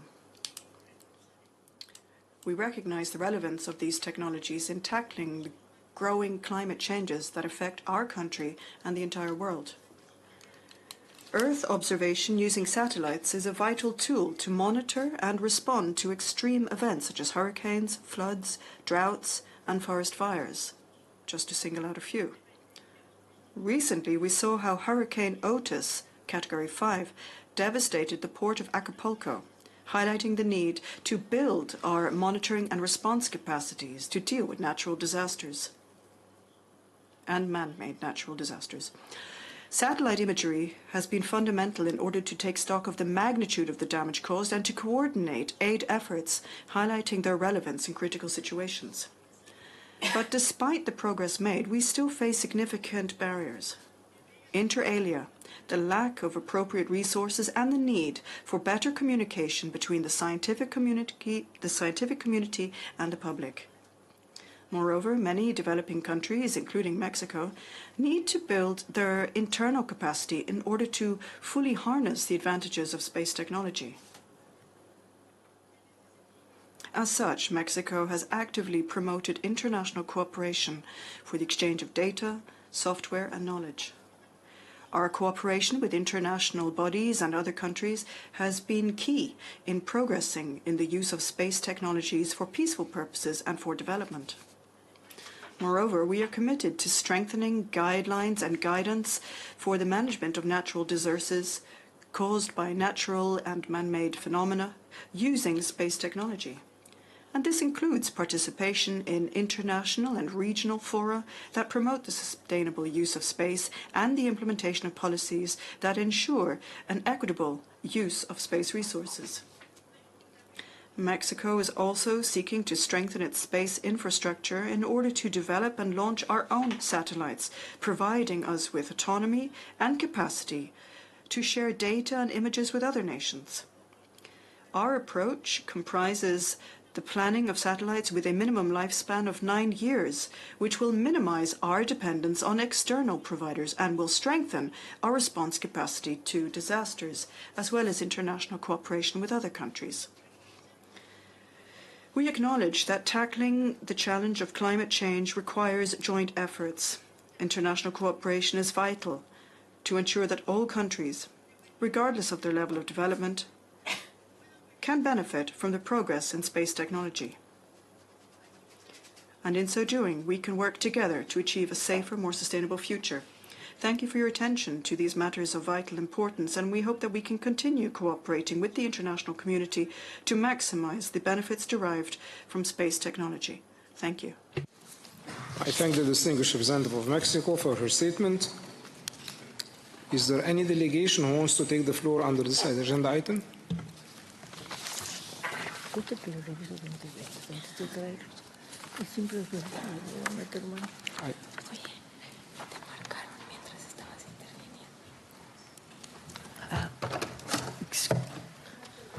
Excusez-moi, Monsieur le Président, peut-être pouvons-nous... Excuse me, Chair, perhaps we could keep the agenda item open, if you don't mind. Excusez-moi, Monsieur le Président. Excuse me, Chair, could we perhaps keep the agenda item open, please?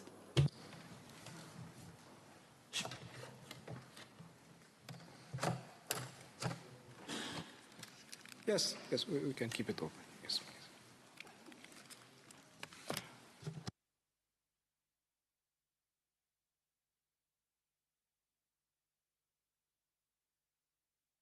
Distinguished delegates, I would like now to begin consideration of agenda item 11, space and water. The first list on my list is the distinguished representative of the Republic of Korea. Please, you have the floor. Thank you, Chair. Distinguished delegates, the Republic of Korea would like to take this opportunity to highlight our efforts in managing water resources and marine ecosystems through space technologies and international cooperation. The importance of preserving a sustainable water cycle and resilient marine ecosystem is so crucial that it has been designated as one of the United Nations Sustainable Development Goals, Life Below Water. Over the past 50 years, the Korean Peninsular sea surface temperature has risen by 1.35 degrees Celsius and is expected to rise by up to 4 degrees Celsius by 2100, raising serious concerns about significant changes to marine ecosystems, including fisheries. To address this issue, Korea has obtained the relevant information, including ocean temperature, through integrated data analysis from our geostationary ocean monitoring and meteorological satellites, NASA and NOAA satellites, and our marine in situ observation facilities.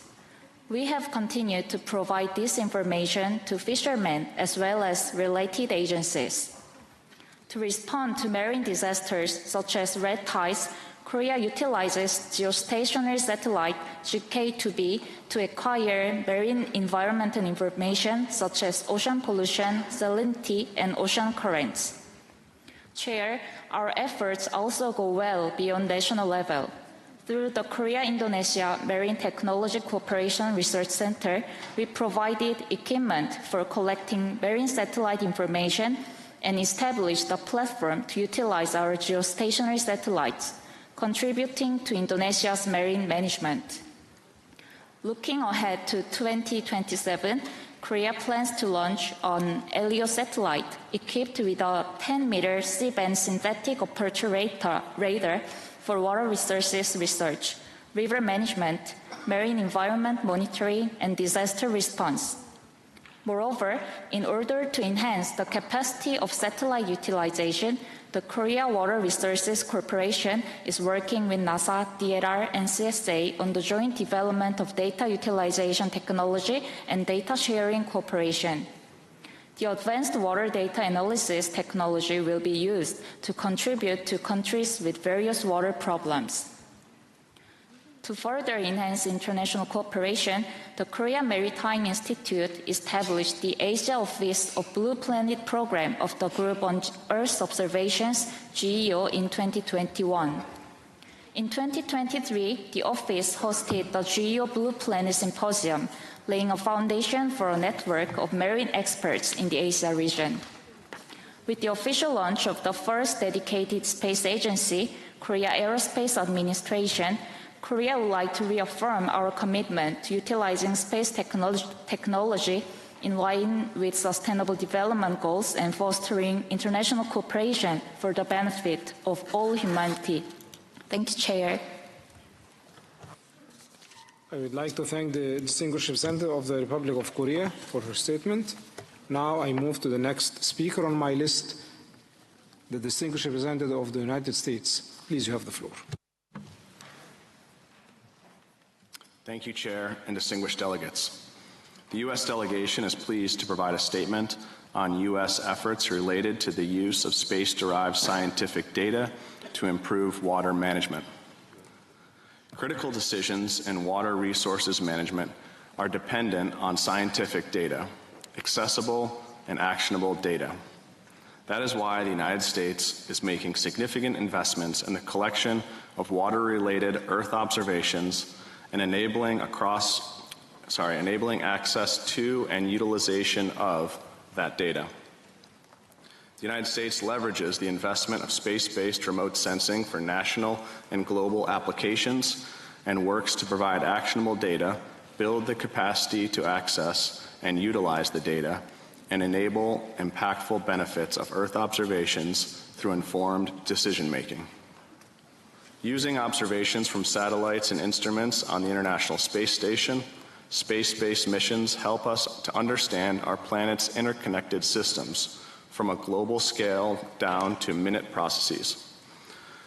Earth observations from NASA and other agencies, satellites, and instruments provide critical information on water availability, water use, and water quality for terrestrial and coastal water resources management, including data from NASA's Soil Moisture Active Passive Mission, the Global Precipitation Measurement Mission, GRACE Follow-On Mission, and the joint NASA-U.S. Geological Survey Landsat mission. The Surface Water Ocean Topography Mission marks a breakthrough in our ability to establish the first ever global survey of Earth's surface water. These measurements are key to understanding surface water availability and in preparing for important water-related hazards such as floods and droughts.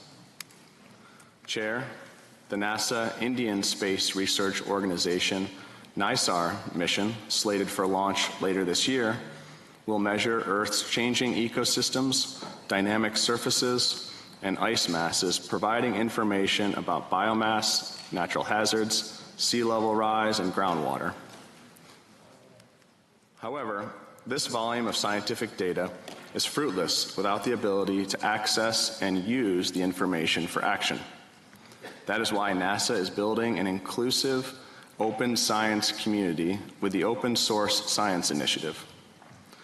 Open source science is a commitment to the open sharing of software, data, and knowledge as early as possible in the scientific process to make publicly funded scientific research transparent, inclusive, accessible, and reproducible. To this end, the United States appreciates the work of the UN Office for Outer Space Affairs in this area and their Space for Water project, which promotes the use of space-based technology for increased access to water. NASA recently joined as a member and is pleased to provide contributions to the Space for Water portal, a platform for interdisciplinary knowledge exchange. In addition, NOAA is proud to lead, with NASA serving as a co-chair of the Group on Earth Observation's Global Water Sustainability, working with our colleagues at the European Center for Medium-Range Weather Forecast. GeoGlow's streamflow forecasting tool provides data for 7 million streams and rivers worldwide.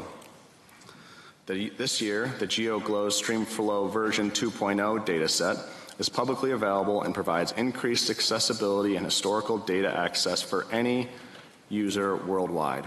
The United States is funding with Prepare funds to expand the use of GeoGlows as an operational tool to 5 additional countries in Africa in the next 3 years. The United States is funding with the President's Emergency Plan for Adaptation and Resilience to expand the use of GeoGlows as an operational tool even further.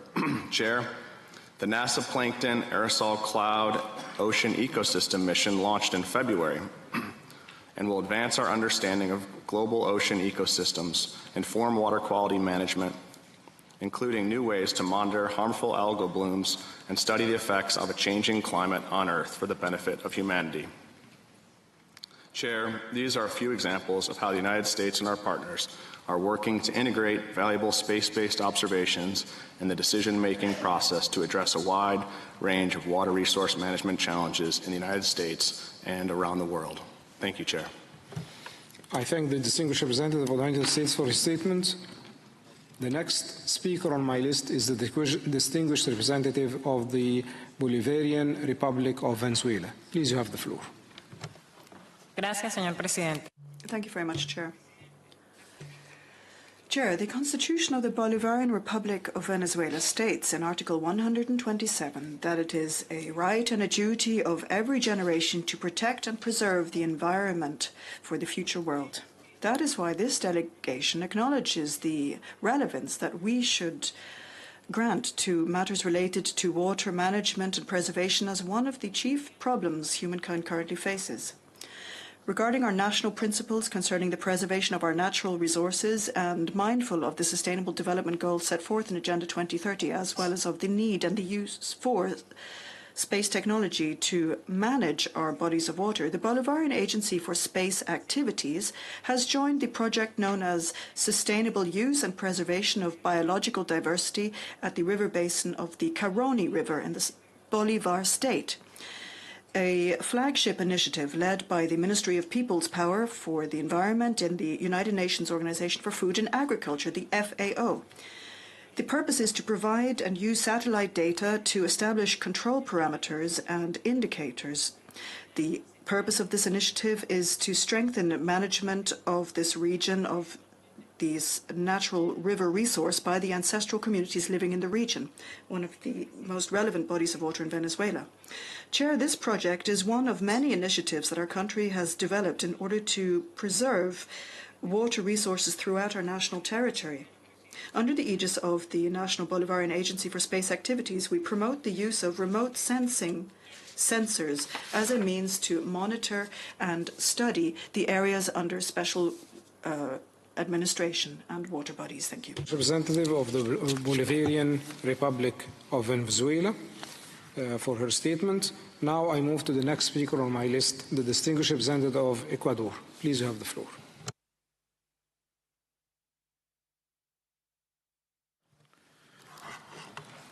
Muchas gracias. Thank you very much, Chair, distinguished delegations. Space contains fundamental elements that gave rise to the genesis of life on our planet. These elements include water,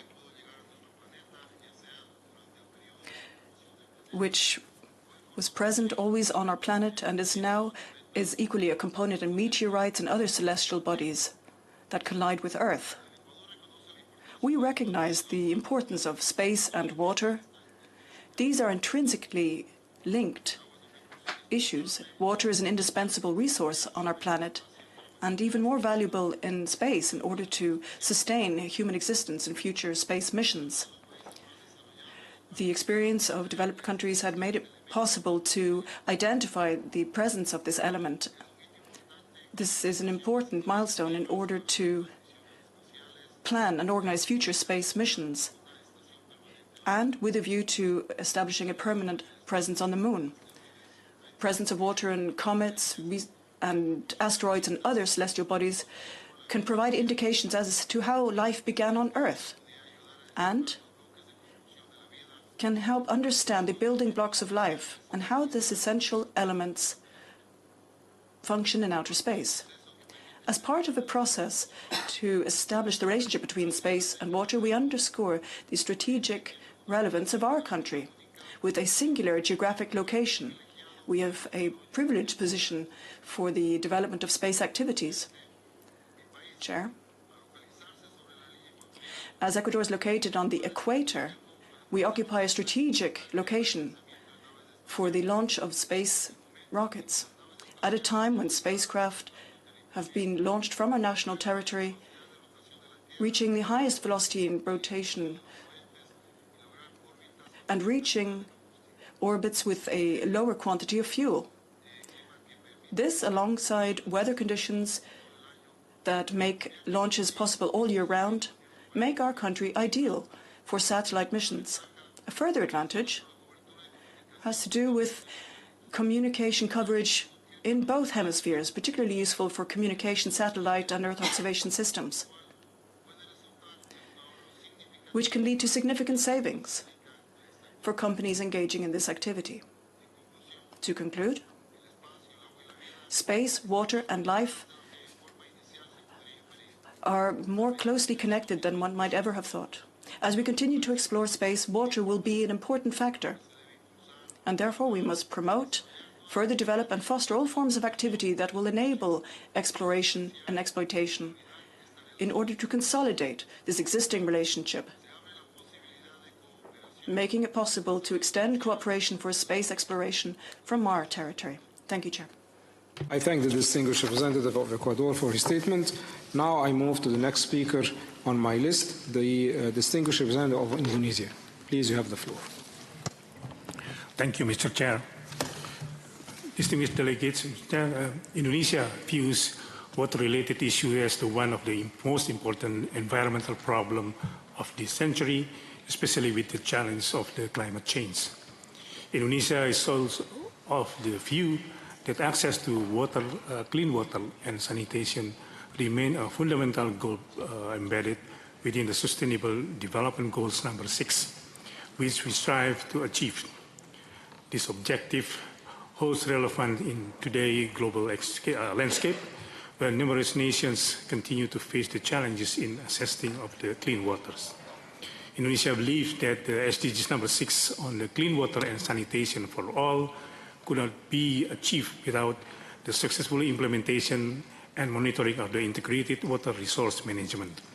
Therefore, in order to reach the aim of the SDGs number 6 and guarantee universal access to clean water and sanitation, Indonesia is fully committed to enhancing the collaboration among diverse stakeholders. In that regard, Indonesia has been developed and continue the development of the space-based technology, application and platform for the water resource management, particularly information on land and coast, natural resources and environment. Indonesia appreciates, believes, and promotes the works in Space for Water portal that could disseminate the use of the space technology for water-related purposes. Indonesia encourages international cooperation for developing countries to access and use space-based information through satellite-derived data and information, such as maps, and through capacity building and institutional strengthening. Mr. Chair, in this opportunity, please allow us to inform you that in 2024, Indonesia proud hosted the 10th World Water Forum with the theme Water for Shared Prosperity in Denpasar, Bali, 18 to 25th this May 2024. The 10th World Water Forum has adopted a ministerial declaration named Declaration on Water Shared Prosperity that sets a clear direction in the midst of the global challenges. The declaration covers the issues of the right to access safe drinking water and sanitation, the importance of the inclusive coordination and collaboration, as well as the strengthening integrated water resource management policy. The 10th World Water Forum also adopted concrete action compendium, which is the inseparable part of the declaration. Compendium including 113 projects in the water and sanitation sector. In that forum, the National Research and Innovation Agency, BRAIN, launched the C-Danau platform and introduced the GeoMimo platform. C-Danau platform is an information system portal that contains the database from results of the measurement and search on lake in Indonesia. This system is designed to help people find various information about lakes in Indonesia. GeoMimo platform is a platform that functions to collect remote sensing and geospatial satellite data, multi-input, which is then processed and analyzed automatically to produce various information, multi-output. We have used this platform to build water-related disaster monitoring system. I thank you. I thank the distinguished representative of Indonesia for his statement. Now I move to the next speaker on my list, the distinguished representative of Mexico. Please, you have the floor. Gracias, señor presidente. Thank you, Chair. The National Water Committee of Mexico, CONAGUA, is the entity responsible for managing and preserving our national waters in terms of quantity and quality and ensuring the sustainable use of resources, as well as implementing actions to tackle extreme weather events. To undertake this work, the National Water Committee uses technology as a fundamental component for water management and administration, in particular the information derived from remote sensing, in addition to tools used for evaluation and analysis in a range of activities. In particular, the use of satellite images provides significant benefits, which I will proceed to detail. When it comes to hydrological studies, satellite images are used to assess the average availability of surface waters in river basins nationally in order to monitor seasonability and annual variability as a result of precipitation or evaporation in bodies of water. In addition to identifying changes in land use over time in order to identify certain physiographic features of river basins. In the same vein, satellite data is used in order to supplement topobathymetric studies that are carried out at dams, lakes, or lagoons by comparing changes in volume and water surface areas over specific periods of time. In so doing, we are able to take stock of modifications in the changes in land shape in areas surrounding bodies of water or dams, using older images to see whether any significant changes have occurred in surrounding areas, which can have an impact on the storage capacity of water reservoirs. By using satellite images, it has also been possible to identify any variations in runoff or sediments in the main rivers of our country, as well as any evolution in sediments in coastal areas or any deposits in the circulation of marine currents, as well as dynamic changes in those areas where there are discharges of residual water. Finally, turning to the impact of hydrometeorological events, the information we get from remote sensors has been most useful in order to analyze and identify areas of flooding and surface areas affected.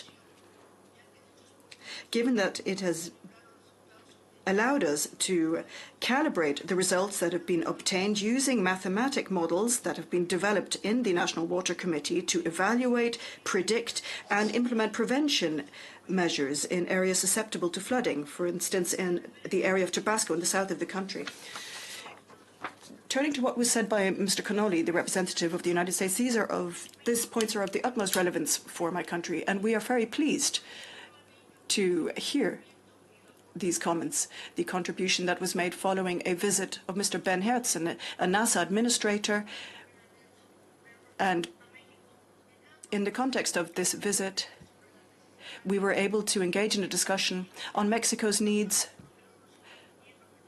regarding extreme hydrometeorological events and climate change. Thank you very much. Thank the distinguished representative of Mexico for her statement. We will continue and hopefully conclude our consideration of Agenda Item 11, Space and Weather, tomorrow morning. Before we turn to technical presentations, I would like to inform delegates about two informal consultations and related documentations in that regard. First, informal consultations on action term on lunar activities in room M3 from 9 a.m. to 10 a.m.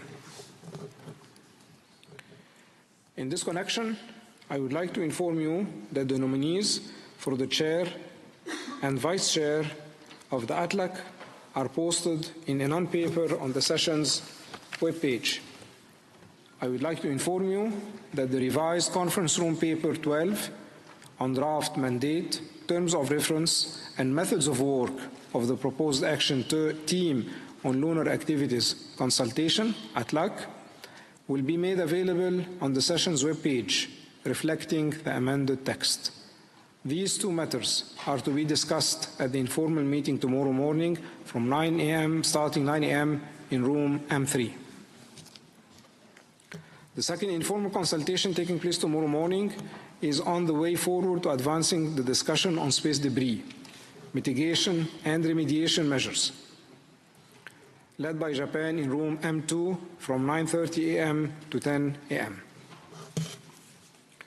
I would also like to clarify that informal consultations on a draft resolution on international need of asteroid awareness and planetary defense 2029, conference room paper 11, will take place during lunchtime tomorrow, not in the morning as initially planned. Delegates are reminded that the updated schedule of informal meetings is available on the session's webpage.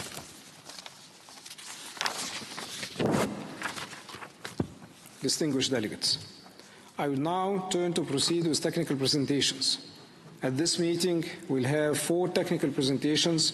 Presenters are kindly reminded that the technical presentation should be limited to 10 minutes so that we can conclude our meeting today at 6 p.m. The first presentation on my list is on state space monitoring in Uzbekistan by the distinguished representative of Uzbekistan. Please, you have the floor.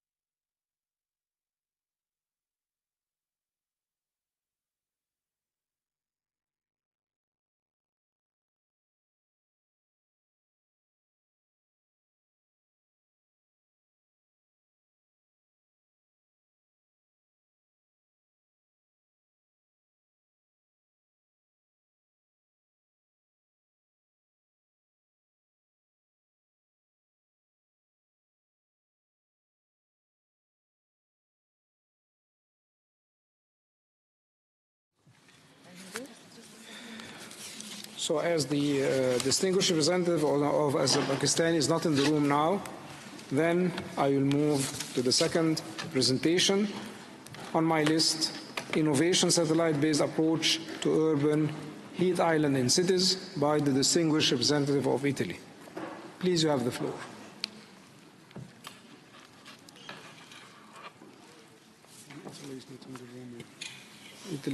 Good afternoon. I'm Diodato Tapete, researcher at the Italian Space Agency, and I'm going to present innovative satellite-based approach to urban heat island in cities. Urban heat island indicates an urban area that is significantly warmer than its rural surroundings. While vegetation helps to cool the air, asphalt and concrete absorb heat, causing temperatures to rise. Buildings and narrow streets trap heat by reducing airflow. Therefore, structure, morphology, and building materials strongly influence urban microclimate. The continued global warming is expected to worsen heat islands in many cities in the future. Therefore, efforts to reduce heat islands, such as installation of green roofs and subtypes of cool pavements, as well as the increase of the tree canopy, can improve cities' livability and resilience to climate change. The local climate zone model is a well-established classification system for the study of urban heat islands. This system divides the urban landscape into distinct 10 built-up and 7 land cover categories based on the morphological characteristics and land cover composition of their surface, directly affecting air temperature at screen height. This system helps understanding how land cover morphology of cities influence local microclimate and how this relationship may change over time as the city expands and global warming exacerbates. Therefore, it's possible to not only study the urban heat island effect and its impact on human health, but also to inform the design of new neighborhoods that less contribute to temperature rise and are more energy efficient. To address these and many other challenges affecting cities, the Italian Space Agency is running the Innovation for Downstream Preparation for Science program, allowing universities and public research bodies in Italy to demonstrate the operational use of mature and robust methods and algorithms based on the use of satellite images. In particular, the first call to collect ideas for collaborative projects was intentionally focused on the theme of sustainable cities. The program fosters the use of the most innovative satellite infrastructure. An example is PRISMA, the hyperspectral precursor of the applicative mission that was launched by the Italian Space Agency in March 2019. PRISMA integrates a cutting-edge hyperspectral sensor collecting the electromagnetic signal reflected by Earth's surface in 239 bands, spanning from the visible to the shortwave infrared, with a 5-meter resolution panchromatic camera. PRISMA images are a key dataset in the innovative method that the Italian Space Agency and Politecnico of Milan developed and tested during the project Local Climate Zones with Open Data Cube. The method is novel for two main reasons. It's the first time that satellite hyperspectral data are used for local climate zone mapping. Furthermore, the method combines remote sensing and geographic information system approaches by integrating satellite data with multiple geospatial layers for the description of the urban morphological characteristics, for example, building height and density. The developed approach was tested over the metropolitan city of Milan, northern Italy, which is characterized by extensive urbanization and where territorial features such as poor wind circulation may foster the persistence of the urban heat island effect and thus make the city be representative of similar environmental conditions in other cities in Europe and beyond. Hyperspectral images were intentionally collected with PRISMA to complement cloud-free multispectral Sentinel-2 images selected from the European Space Agency's catalogue. The local climate zone analysis was conducted across 1 year, from February to August 2023. The table lists the Prisma images and the closest two scenes with the least cloud coverage that were used to create the training testing samples to run the algorithm.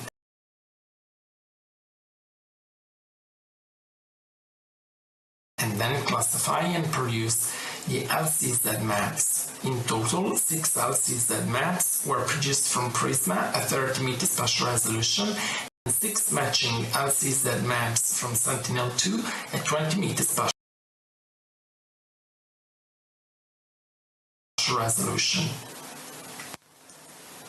The second table instead lists the geospatial data that were used to calculate the urban canopy parameters of the city, such as building heights, impervious surface fraction, and tree canopy height.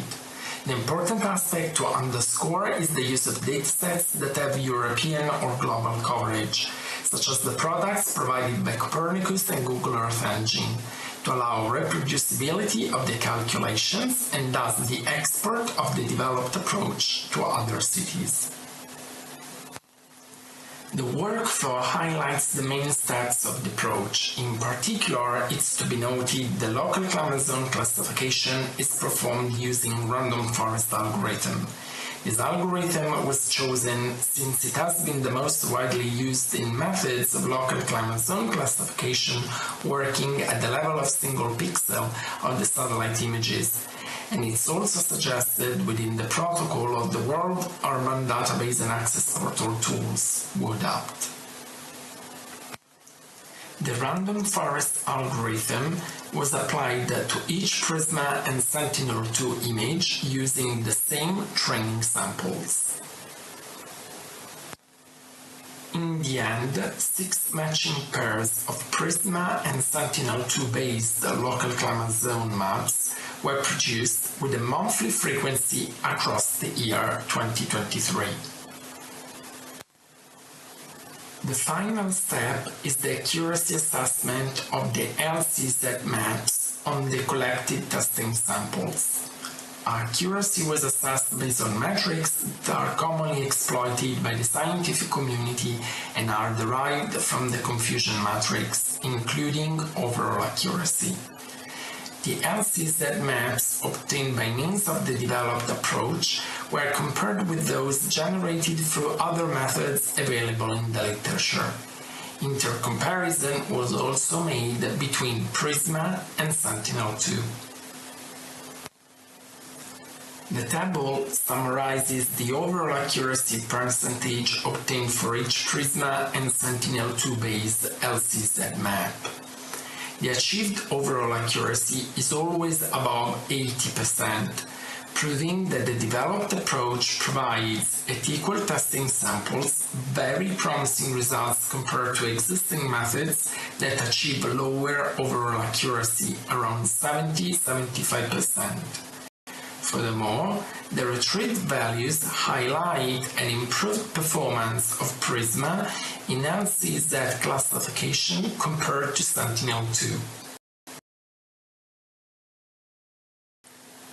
Given that the Innovation for Downstream Preparation for Science program promotes demonstration of novel methods that address applications according to the needs of the final users, at the beginning of the project, a varied selection of users was consulted through open workshops and online questionnaires to understand which characteristics the LCZ maps should have been produced with in order to be useful to users.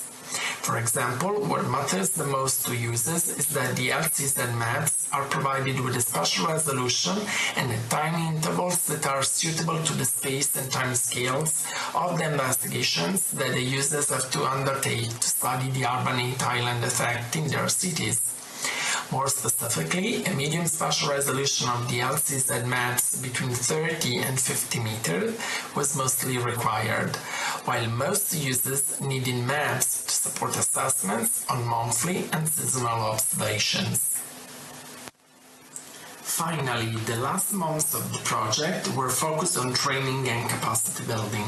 This activity was intentionally addressed to students, early-stage career researchers, and technicians to make this approach be used and implemented. To this purpose, all the algorithms developed during the project were made available for free, and practical sessions were held. Furthermore, to increase awareness about the possibility allowed by satellite technologies, technical workshops and training events were dedicated to urban professionals, such as architects and planners. The long-term objective is that the approach is gradually embedded by professionals into their operational workflows, so to make satellite images and their derived products a real practical tool to address urban heat island in cities. Thank you for your attention. Thank you very much. The second presentation on my list is on state space monitoring in Uzbekistan by the representative of Uzbekistan. Please, you have the floor. Thank you very much, distinguished chair, estimated delegates, ladies and gentlemen. I would like to bring your attention to the space activities which we are doing in Uzbekistan. It's a great honor to address you today at this 67th session of the Committee in the Peaceful Use of Outer Space on behalf of Uzbekistan. I will present activities carried out by the Uzbek Space Agency, specifically the State Space Monitoring Program, the Uzbek Space Agency implementing in Uzbekistan. This program is pivotal initiative for our country, aimed to enhancing our capabilities in environmental monitoring, resource management, and sustainable development. Next slide, please.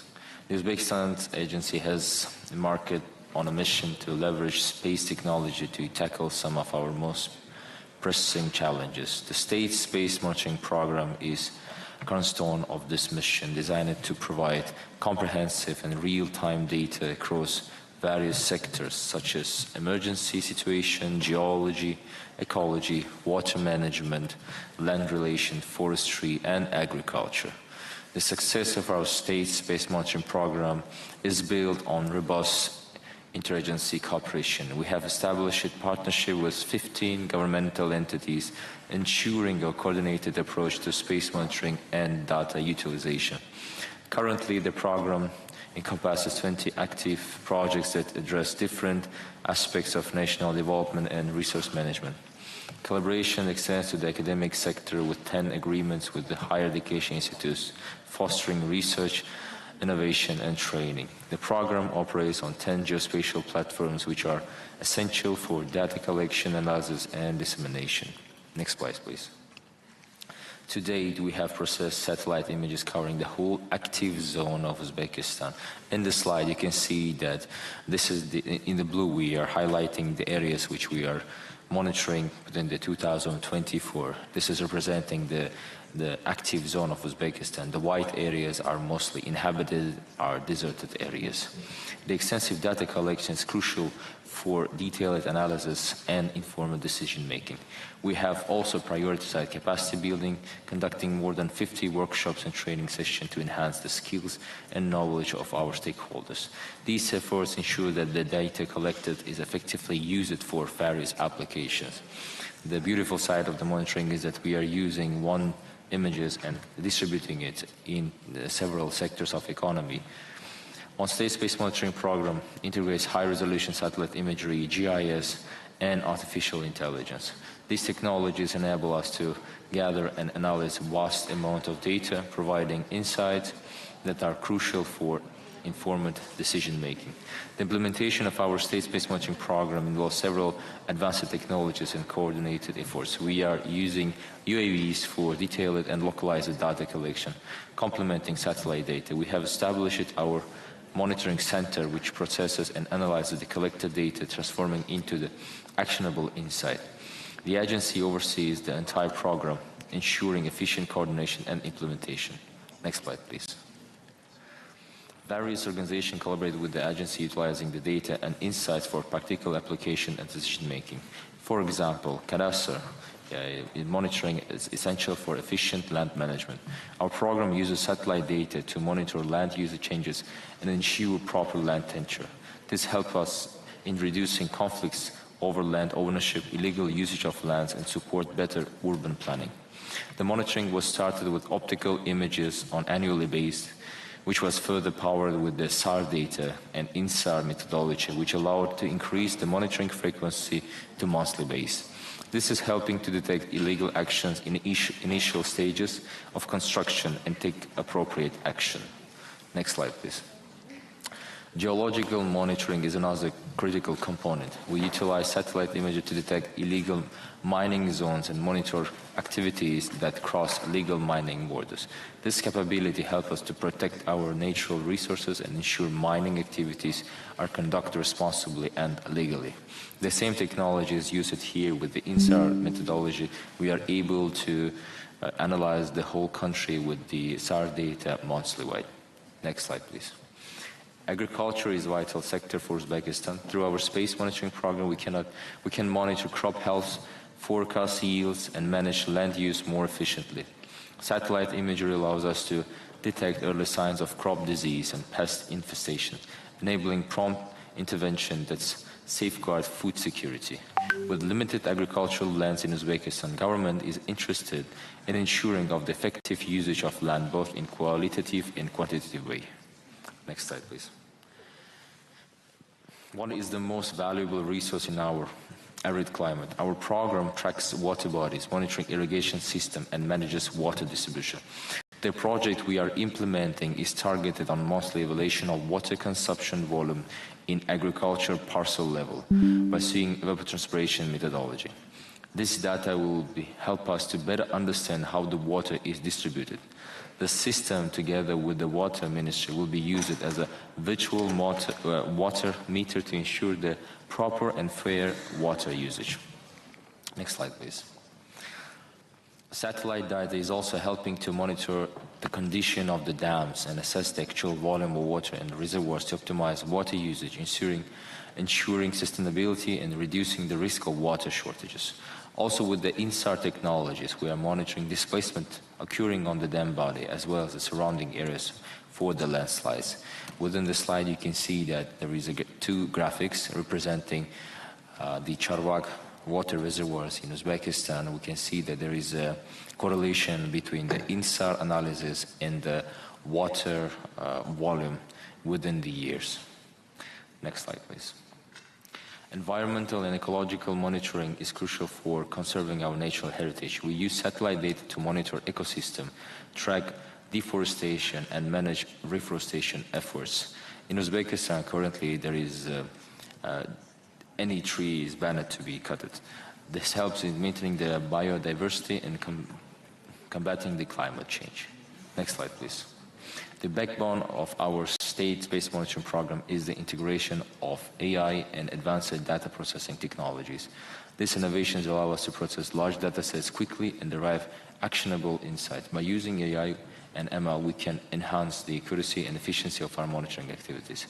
Since the inception of our program, we have seen significant improvements in various sectors. Agriculture productivity has increased, water management has become more efficient, and urban planning has improved. Moving forward, we aim to expand the program scope and incorporate even more advanced technologies. In conclusion, the State Space Monitoring Program of Uzbekistan represents a significant leap forward in our nation's ability to harness space technology for sustainable development. The Uzbek Space Agency is committed to continuing this journey, leveraging space technology to create a better future for our people and contributing to a global efforts in environmental conservation and sustainable development. Thank you for your attention. I look forward to engaging in fruitful discussion and exploring potential collaboration with the fellow members of COPUOS. Thank you. Thank you for your presentation. The third presentation on my list is on space sustainability, and it tells participation in the work of the International Telecommunication Union by the representative of Brazil. Please, you have the floor. Thank you, Mr. Chairman. Good afternoon to you and our distinguished delegates. The objective of this presentation, namely space sustainability, Brazil's participation in the ITU, is to highlight Brazil's initiatives and participation in space sustainability within the International Telecommunication Union, ITU, emphasizing the role of Anatel, actions taken in ITU conferences and study groups, and the planned next steps to promote the long-term sustainability of space operations. And next slide, please, and next one, please. Okay, thank you so much. The International Telecommunication Union, ITU, is a specialized United Nations agency dedicated to information and communication technologies, setting global telecommunications standards for network interoperability and security.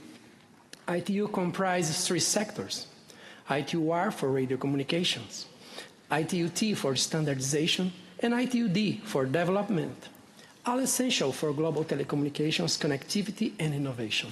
Next slide, please. Thank you.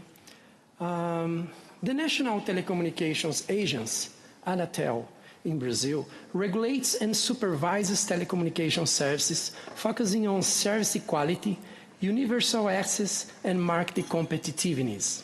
It safeguards consumer rights by setting service standards, handling complaints, and mediating disputes.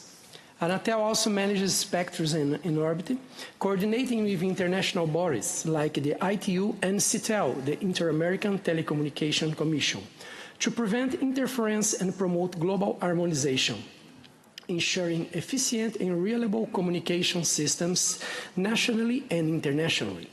Anatel represents Brazil in all the telecommunications international bodies. The ITU has been actively involved in space sustainability up to 2022 through various initiatives such as the ITU Guidelines for Space Debris Mitigation and the Resolution 186, aimed at strengthening the ITU's role in enhancing transparency and confidence-building measures in outer space activities, first approved in 1998 and also periodically revised. The ITU also actively participates in international forums dedicated to space sustainability, such as the Interagency Space Debris Coordination Committee, IADC, and the Committee on the Peaceful Use of Outer Space, COPUOS. Additionally, the ITU implements a series of practical tools and procedures such as frequency and orbit registration, planning, and coordination to ensure the sustainable and coordinated use of the radio frequency spectrum and orbital resources. Anatel takes a proactive role in the activities of the International Telecommunication Union related to space sustainability, helping and promoting the development of standards and guidelines focused on space sustainability. In the ITU Plenipotentiary Conference in September 2022, the PP22, Brazil had a leading role in the discussions about space sustainability, working actively together with Russia, Iran, Egypt, the United Arab Emirates, Rwanda, and Samoa, and of course other administrations. Brazil was the chairman of the informal group on the draft resolution, which concluded with the approval of Resolution 219, Sustainability of the Radio Frequency Spectrum and Associated Satellite Orbit Resources Used by Space Services. In the LTSS issue, the PP22 also approved a revision of Resolution 186, mentioned before, and the new Resolution 218 on the ITU's role in the implementation of the Space 2030 agenda. Next slide, please. In the Radio Advisory Group 23, RAG, in May 2023, Brazil emphasized the importance of LTSS issues approved at the PP22, particularly highlighting Resolution 219, which instructs the Radio Communication Assembly to conduct essential studies on the long-term sustainability of satellite systems. On June 28, 2023, in the workshop ITU in the Service of Space, Brazil made a presentation and highlighted its comprehensive regulatory framework for satellite operations. Additionally, it proposed the development of a future international framework to regulate the rapid growth of non-geostationary satellite orbit, the NGSO systems, and highlighted the importance of international cooperation with organizations such as ITU and UNOSA to develop global guidelines and standards. In the approval of Resolution 74, At the 2023 Radio Communication Assembly, RA23, in November, Brazil played a pivotal role by presenting a new resolution proposal and also chaired a dedicated drafting group created to refine parts of the resolution text. The resolution instructs ITUR to continue with the technical activities support LTSS, develop a handbook of best practices for the sustainable use of frequencies and associated non-GSO orbits, and develop a new recommendation with non-GSO LTSS strategies such as the orbit, radio frequency spectrum, and orbit resource. It also instructs ITUR to create a dedicated website with the subjects of this resolution and to coordinate efforts with other UN organizations, such as COPUOS, UNOSA. The World Radio Communication Conference 23, WRC 23, from November 20 to December 15, resulted in several updates to the radio regulations related to long-term space sustainability, which are crucial for space operations, addressing challenges like interference management, spectrum allocation, and international coordination. Brazil participated in WRC 23 with a delegation of more than 50 members, some of whom occupied positions as spokespersons for CITEL and chairpersons of WRC working groups. Additionally, WRC 23 emphasized the need for the implementation of the cited Resolution 74, focusing on space sustainability, and indicated the need to develop new technical studies to continue supporting the sustainable growth and operation of satellite communications. Thank you. The new agenda items for WRC 27 were discussed in a work led by Brazil's chairmanship, emphasizing its active participation and leadership role in shaping global radio communication policies. The new agenda for WRC 27 approved various aspects of radio communication services and technologies to address future issues related to frequency allocations, technical and operational conditions, regulatory measures, and the protection of existing services. We have many important issues related to long-term satellite sustainability, and none of them are strategic items from Brazil, which underscore Brazil's commitment to addressing the challenges and opportunities in satellite communications, including the protection of scientific satellite systems, ensuring their sustainability and effectiveness for future generations. In 2024, Brazil engaged in several key actions to promote long-term space sustainability across various international organizations, such as the Inter-American Telecommunication Commission, CITEL, in March, the Caribbean Telecommunications Union, CTU, in May, ITUR groups in March, April, and May, and just now in COPUOS. Through these actions, Brazil reinforced its commitment to promoting space sustainability and collaborating with international partners to address the challenges and opportunities in satellite communications. Mr. Chairman, Brazil plans to continue its efforts in promoting long-term space sustainability by actively participating in international forums such as the ITU, COPUOS, and other relevant organizations to enhance global cooperation. Our administration aims to develop national capabilities for managing LTSS initiatives, including technical and regulatory aspects, and to establish a comprehensive national framework aligned with international guidelines. Brazil will also foster international partnerships to collaborate on long-term space sustainability projects and engage with the private sector to ensure sustainable and responsible commercial space. Thank you all for the attention. Thank you, Mr. Chairman.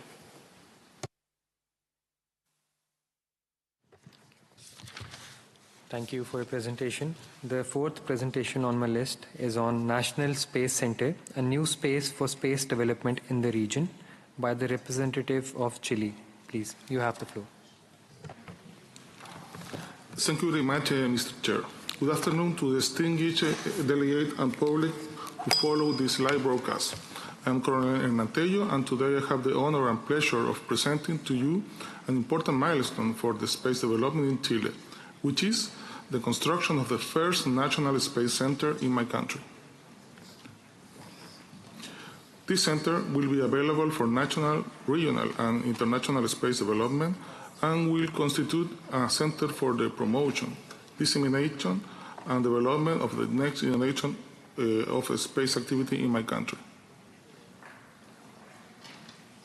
The National Space System, according to our vision, is made up of 4 pillars as indicated. Governance, updated in 2022, with a Space Policy Council made up of 6 ministers, where the Minister of Science, Knowledge, Technology and Innovation has the presidency, together with the Space Executive Committee, where in addition to representative of the 6 ministers and where the Chilean Air Force has the position to contribute with its knowledge and technical experience in the space matter. The second pillar is made up of the space program, where the program called National Satellite System, in Spanish acronyms SNSAT, is the program that is currently being implemented in addition. There are other projects under evaluation in areas like satellite communication, SAR, and space development of the regional space centers. The talent promotion pillar has considered the development of the workshop for a student in a school, as well as diploma programs for undergraduate and graduated students. Finally, in the area of the infrastructure, the construction of our first National Space Center has begun, whose function and capability I will now indicate. Next slide, please.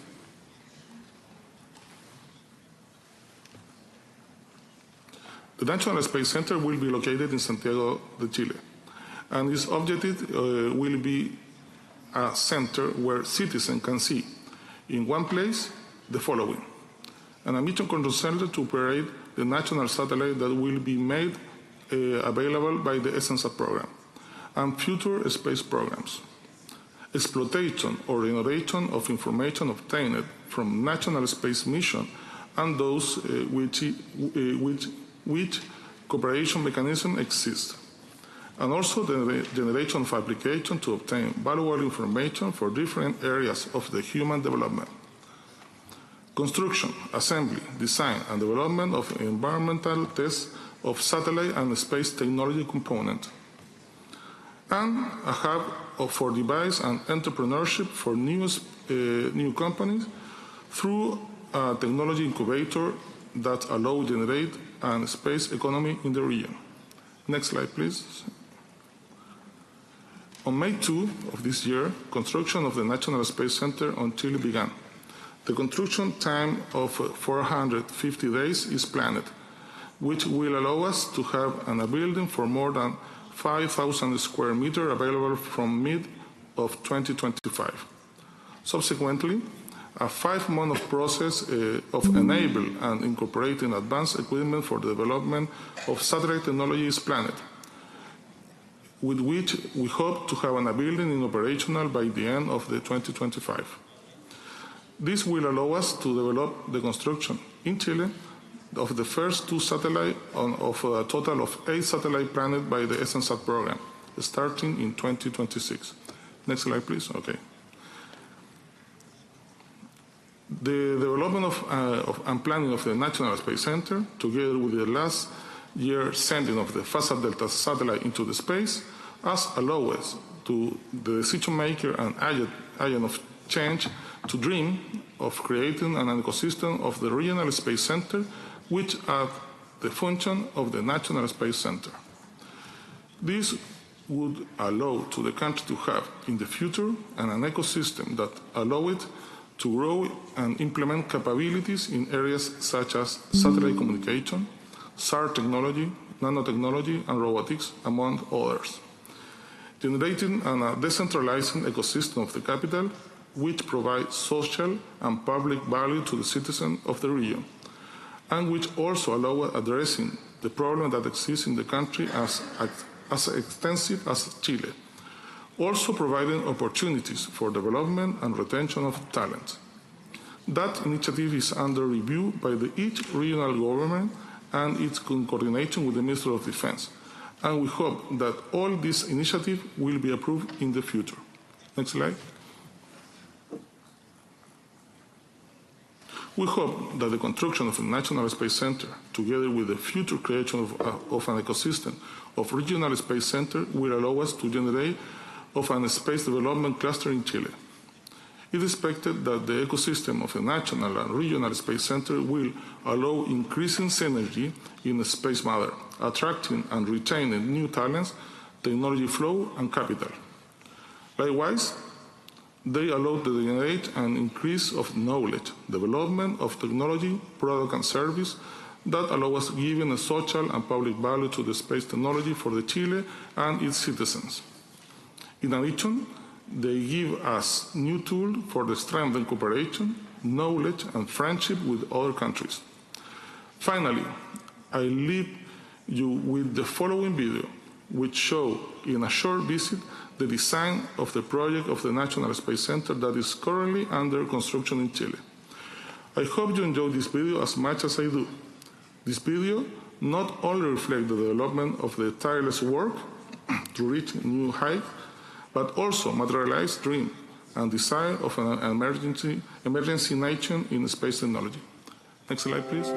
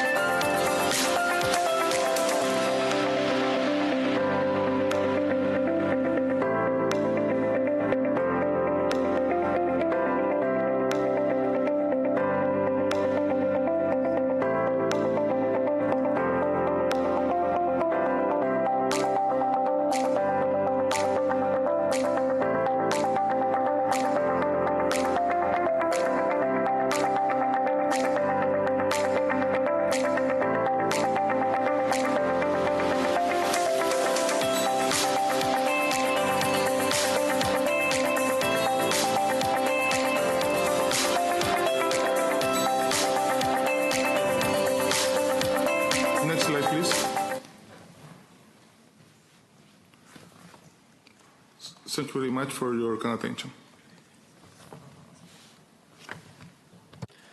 Thank you for your presentation. Distinguished delegates, I will shortly adjourn this meeting. Before doing so, I would like to inform delegates of our schedule of work for tomorrow morning. We will meet promptly at 10 a.m. We will continue our consideration of Agenda Item 5, Journal Exchange of Views. We will also continue and hopefully conclude Item 6, Ways and Means of Maintaining Outer Space for Peaceful Purposes. We will also continue and hopefully conclude our consideration of Agenda Item 11, Space and Water. We will begin our consideration of Agenda Item 12, Space and Climate Change. And we will also begin our consideration of Agenda Item 13, Use of Space Technology in the United Nations System. There are 6 technical presentations scheduled for tomorrow morning. Delegates are reminded that the full schedule of technical presentations is available on the session's webpage. Distinguished delegates, are there any questions or comments on this proposed schedule?